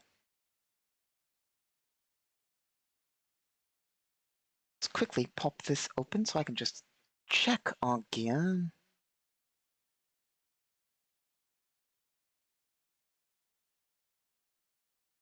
Here we are.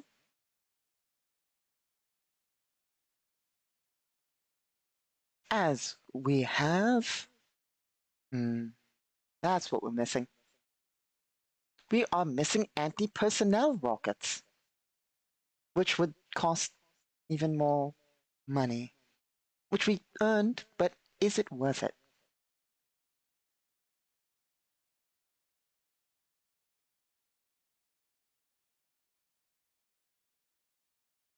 It occurs to me. It significantly occurs to me that perhaps I'm going about what we're doing here wrong. We acquired a light APC, not on mission, but through taking it. Why don't we do the same for a starship? That's the real question. Why don't we steal a starship?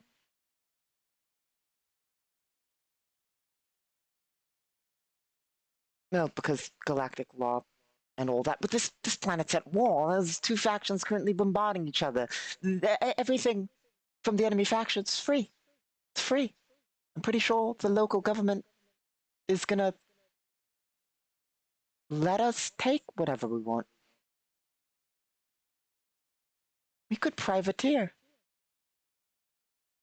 We could, yeah, we could steal shit legally.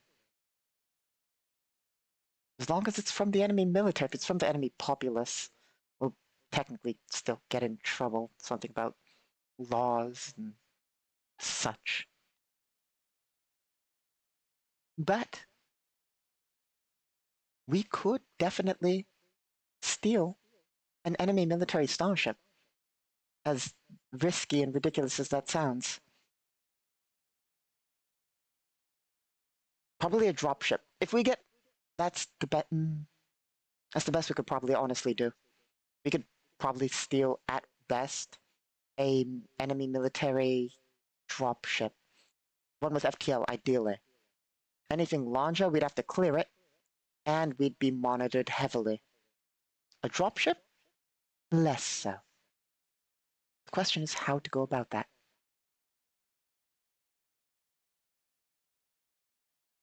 The answer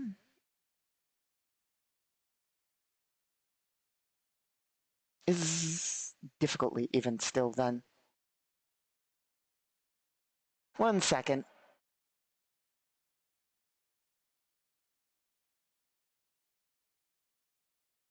Sorry about that.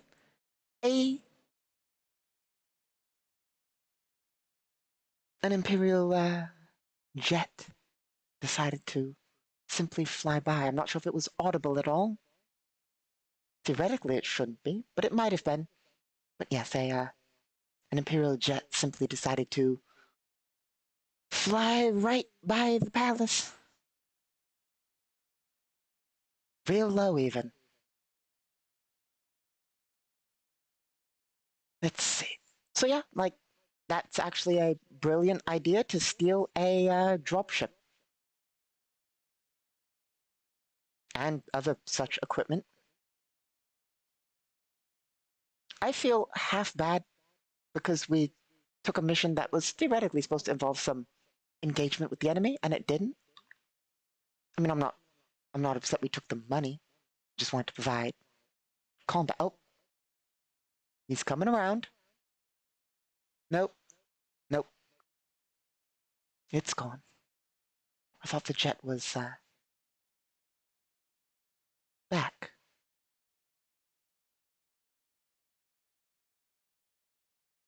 So, where were we? But, yeah, I mean, do you want to take another contract? Because I feel bad because we didn't really get to do much combat there. Or do we want to just explore the world? Those are the real questions. Exploring the world would be nice. Less risky. Less fun. Maybe, I mean, for some people, it's fun for me.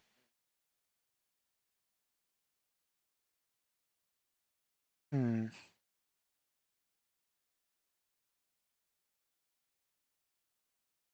I'm not entirely sure. I'm not entirely sure.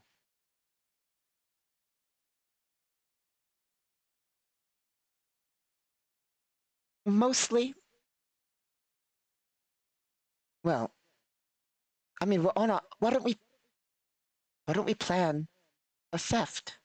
Let's plan a theft. Yes.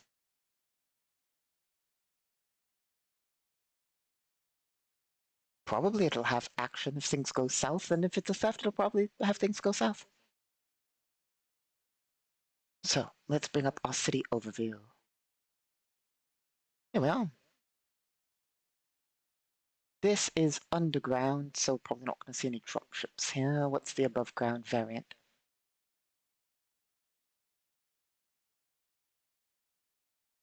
Game controlled section. Station.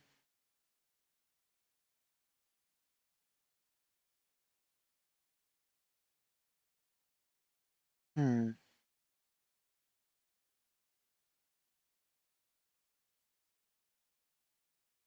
Other question is, can we get paid to do damage to just the general area?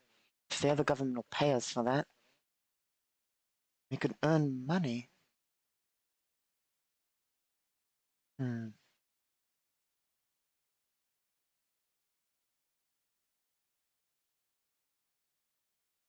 It's a tough question.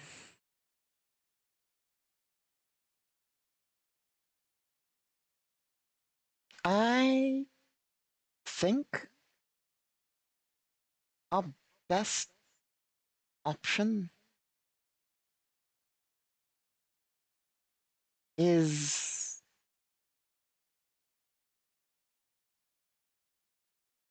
if only we could, like I said, if only we could get paid to blow shit up. If we could get paid to murder, we'd be good. Things would be going great. But we're not necessarily paid to murder, which is detrimental, meaning it just simply costs money.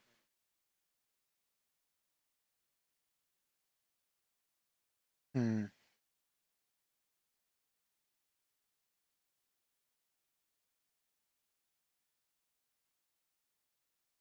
I suppose we'll simply pass some in-game time.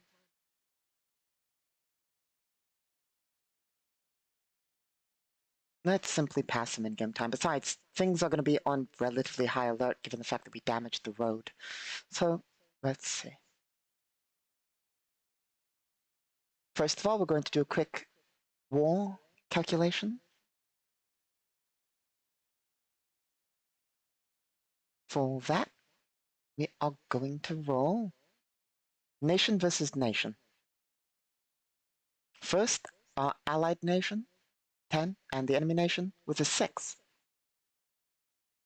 which is a success on the chart.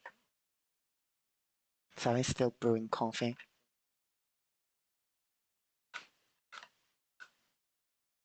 As that is technically a success on the chart, our allies make progress over a week.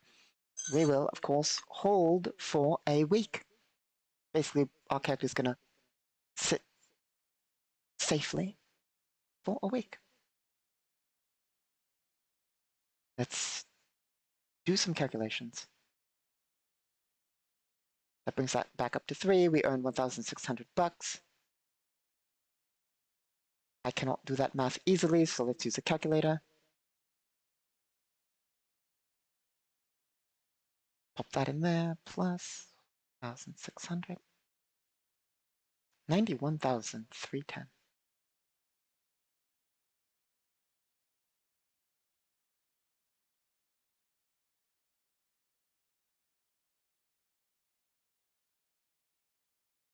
That goes back to 3, 5, goes to 0. We'll finally just say that it's negative, as we no longer have our house. Which we don't really need, but, you know.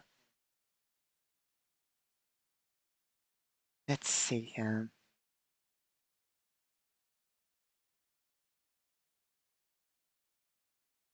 That goes up to 11. This goes up to 8. Eventually, we'll be able to cast better, do more magical stuff.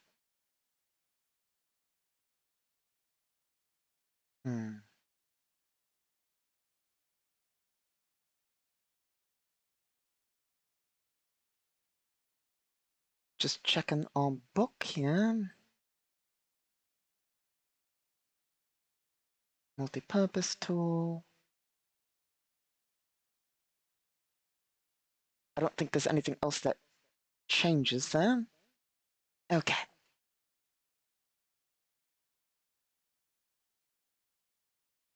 And our allies succeed by 1 point, meaning basically for the most part.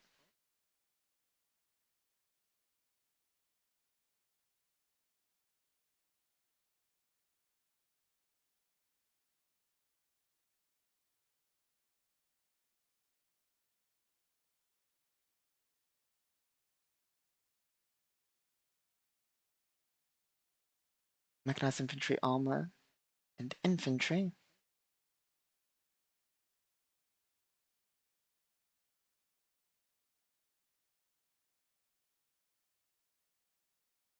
The armor will stay outside the city. These two will move in. Slowly but surely making progress.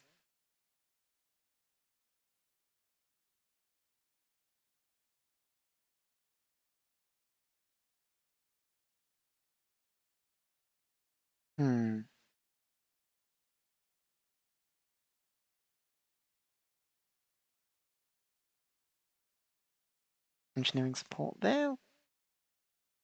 They'll move up a bit. Yes, they'll move up a bit.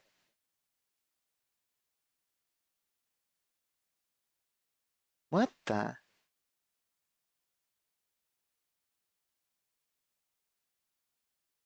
I'm moving everything because something weird's going on here. Object. Why are there so many road copies? It shouldn't be that way.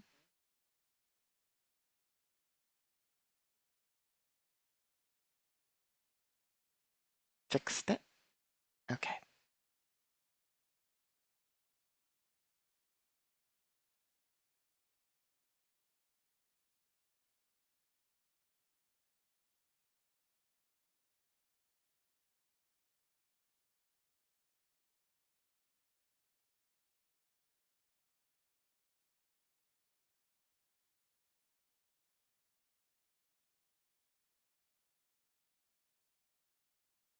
So basically, for the most part, given the fact that our allies have won, they're likely still fighting in the city.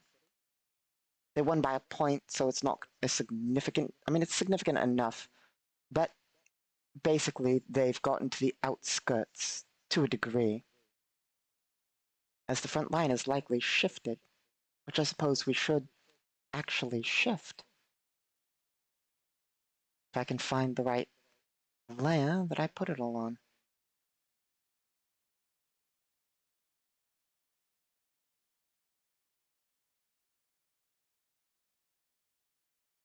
They would likely still be fighting in the city, though, so... Oh. There we go, that should be fine.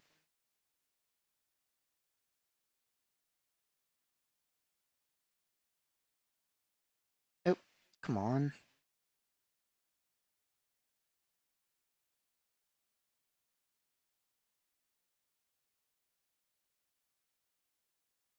There we go. The front line has changed as such.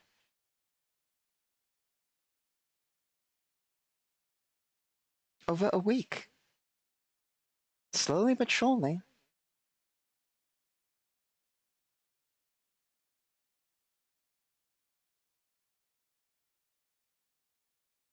I suppose that's an actual town there. I'm not sure when that was placed or why, but sure.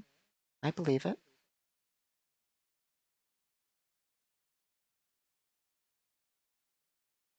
And the support will stay probably here more so.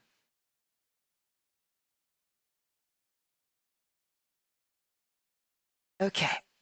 So slowly but surely over the in-game week, the Allied forces will move forward, getting us closer to our goal of extract. Ooh.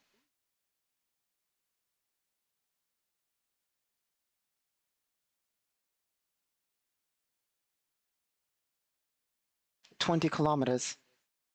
A bit less than 20 kilometers, technically speaking, between the city and the Allied line.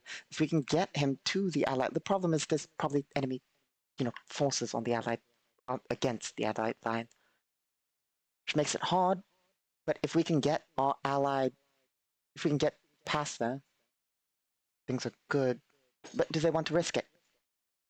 Do we want to risk it, and do they want to risk it?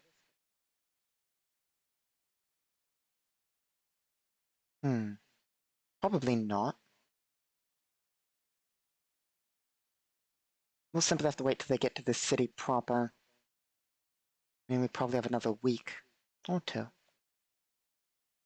Assuming they actually succeed on their rolls. If they do, then we can get our target out of there. If not, then we can't. Or we'll have to do it riskily. These are the problems we face.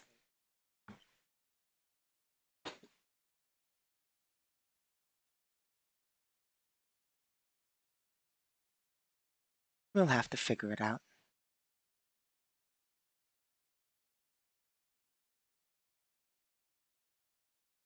Hmm.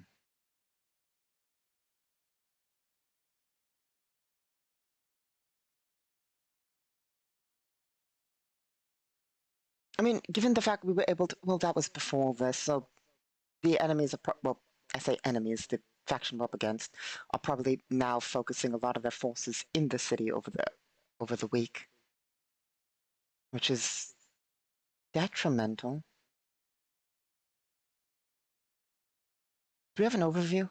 We do. Good, good, good, good. And that's what this is all over. I mean, let's be honest. This is what it's all over, that resource in this grid. That's my guess. Well, and control over a lot more than that, and politics and all that. But, I mean, it is not a coincidence that there is a resource marker right on the border. Definitely not a coincidence.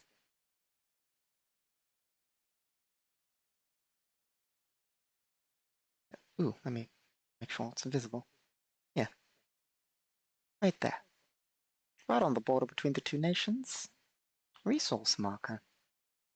And an important city. Definitely not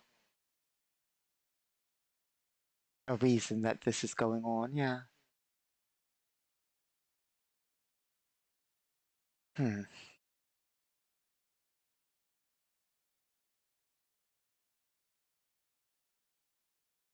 So, from there, what is our plan? One moment, I should probably finish preparing the coffee. My apologies. Half a second.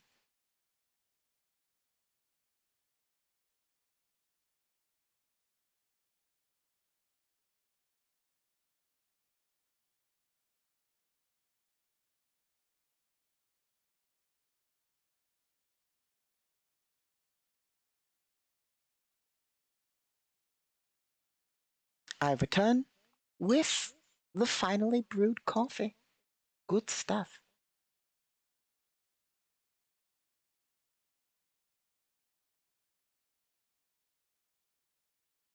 Imported from across the galaxy, even.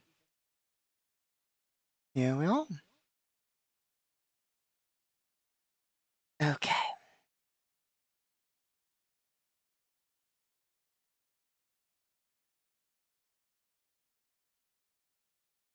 So,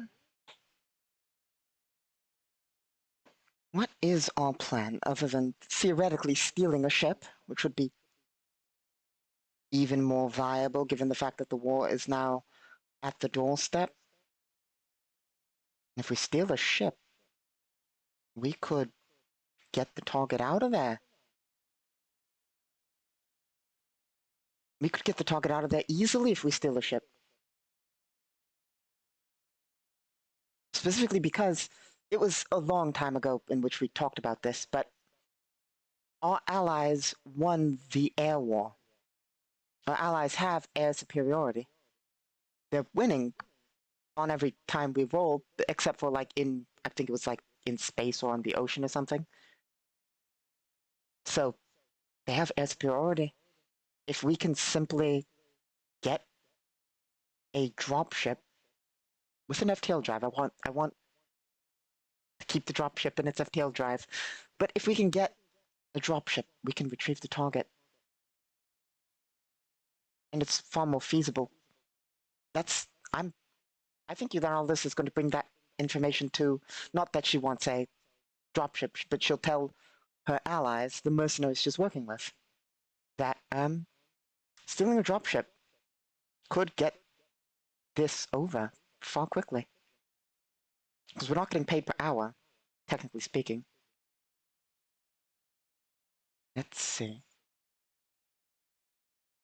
I suppose we'll roll an impress check. What is our modifier on that?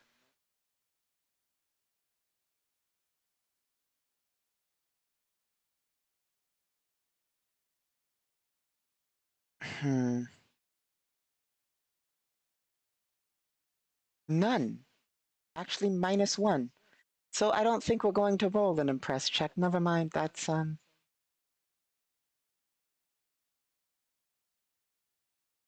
give it a shot. We'll see whether they'll help us steal a ship to get this over quickly and listen to our ridiculous plan. Which I suppose, what's our tactics? We can theoretically be allowed to add a synergy bonus from our tactics due to the situation, if we have 5 or more. We don't, so no. Just a flat. Just a flat roll. 15. -1's 14. And they're allies, so 16 versus 4. They think it's a reasonable plan to try and get the target out. And given 16.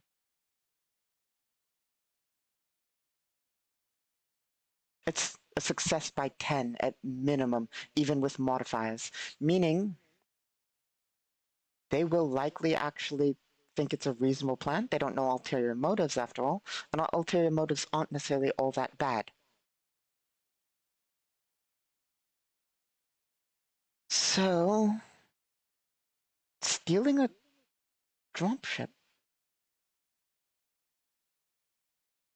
I suppose we will have to set that up with them, won't we? Have to get the location and all of that somehow. But how?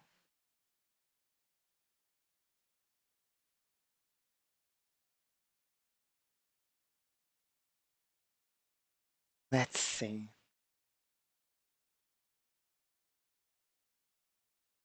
Luckily, this is what the bot is for. Unluckily, I messed up my files. So it'll take me a moment to find the thing I need to open.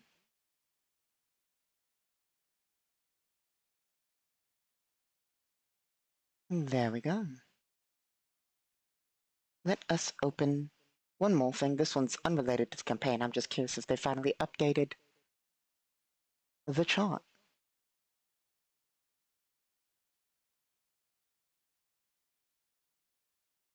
What chart? The chart that lets us randomly generate things. And the answer is no, they have not updated it. I'm sad.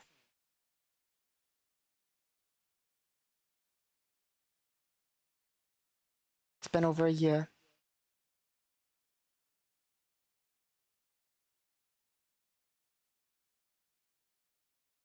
I mean, so I suppose I should give an explanation, a bit more accurate. Oh, no, hit the wrong button there. So, for our random generator, we use a bunch of charts. One of the charts we use is there's a bunch of free icons. They're real cool, and there's over 4,000 of them. They add some every so often, but they add them in a little chart, even rarer. This chart has, well, them all in a grid. Theoretically, I could do that manually if I knew how, but I don't, and it seems like it would take a lot of work. So we use the pre-generated list. So even though they've added more of them, we're still using the old list of, I believe, let me double check the math. Here we are. We're using the old list of 4,122 images, but they are up to 4,149 images. So we don't have all the newest ones, but oh, but the newest ones are nice. The newest ones are cool. I'm looking at them as we speak. We use them basically for interpretation. If you've seen how we use the random bot interpreter, they have Schrodinger's cat in 2 states, which is real cool. They have a large bucket wheel excavator, real nice. A telescope, I thought it already had a telescope, but apparently they've added another one or one. Medieval village, test tube being held, a couch, or more an armchair. Lots of cool things. That's not even all the ones that were added since I last had it. But I hope they put them in the sheet. That way I can do what I do a lot easier. I mean, it's still a lot of work, don't get me wrong. Like, I don't know how to put them on a sheet, but the pre-existing sheet, I number. And I do a lot of math to get it to work. Basically, I put numbers on the sheet. Can I display the sheet? I can probably display the sheet. I've shown you parts of the sheet before. Let's hope this doesn't explode.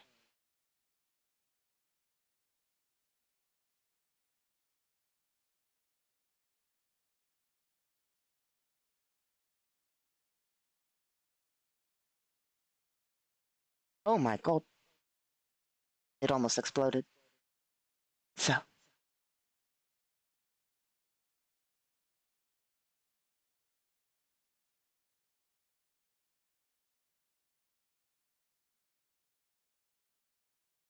Yes, a sheet.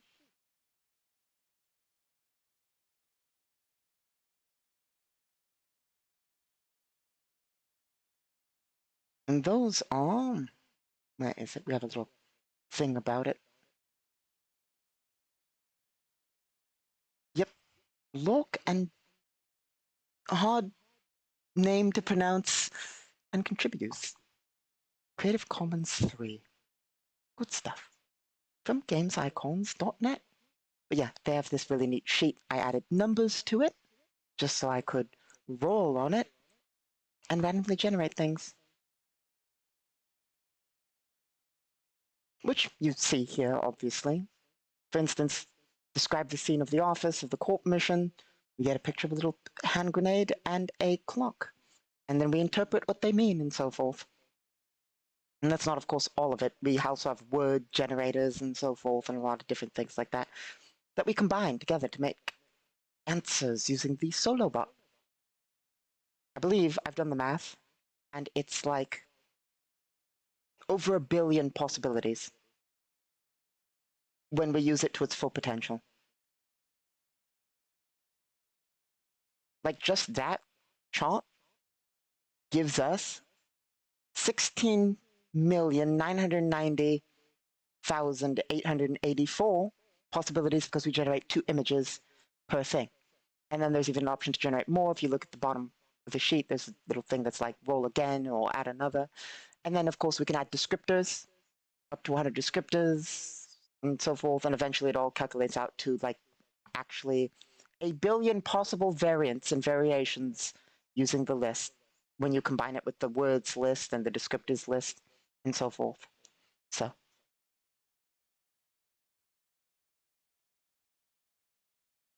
yes.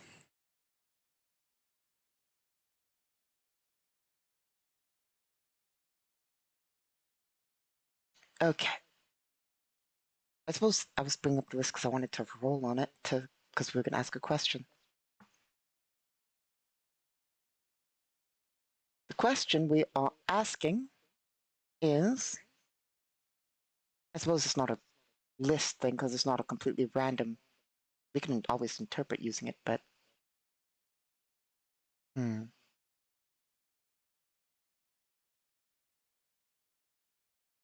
think words would be better.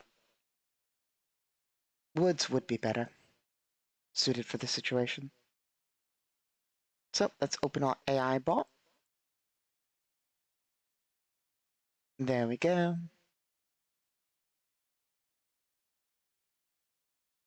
Pop on over to the index.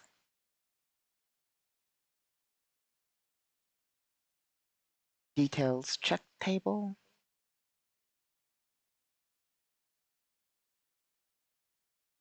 Okay. Now the question, I suppose, is... Nope, those are character details. Here we are. Descriptions.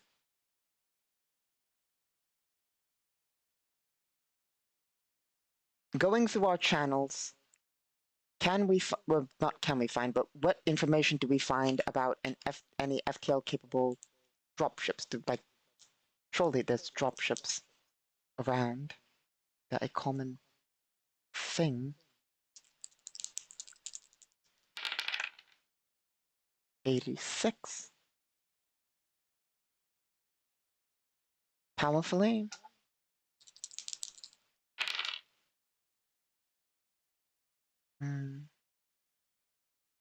Flawless. Corp building. We do have report of military dropships at corp buildings. Probably dealing with them. That's how at least I interpret it. Because what's more powerfully flawless than a giant corporate tower?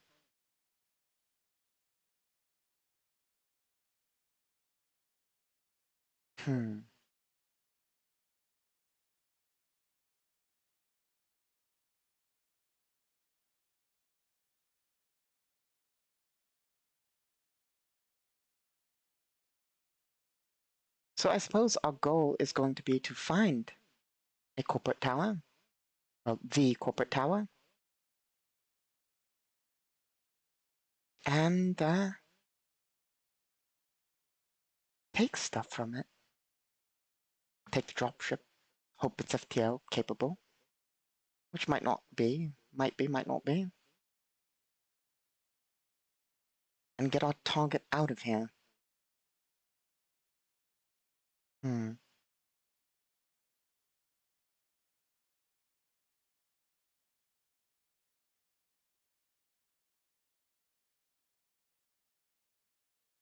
Well,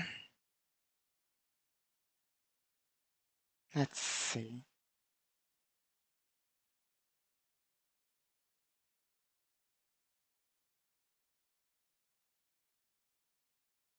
I suppose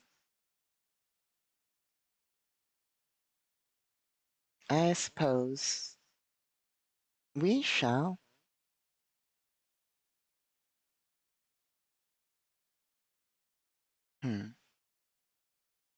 We'll probably call it there.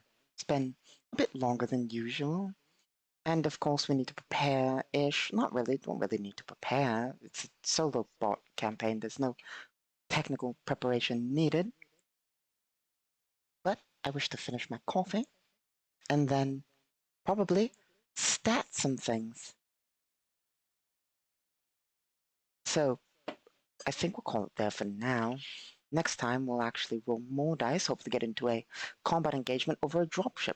I'm going to do some thinking about the mission, maybe a little bit of prep. We'll figure out. It's not like prep's needed, but could be useful. Figure some stuff out. Next time, we'll actually probably get into some combat. Or something like that. Yes. At least I think that's going to be our plan. Yes. It seems like a good plan.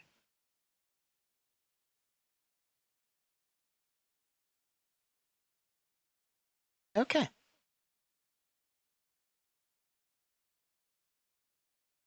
So, that'll be all for today, I suppose. Yes. Let's see. As always, oh, yep, I also have to prepare for Tabletop RPG campaign tomorrow. Not one that's streamed or anything, but I gotta prepare for it, gotta finish making a encounter.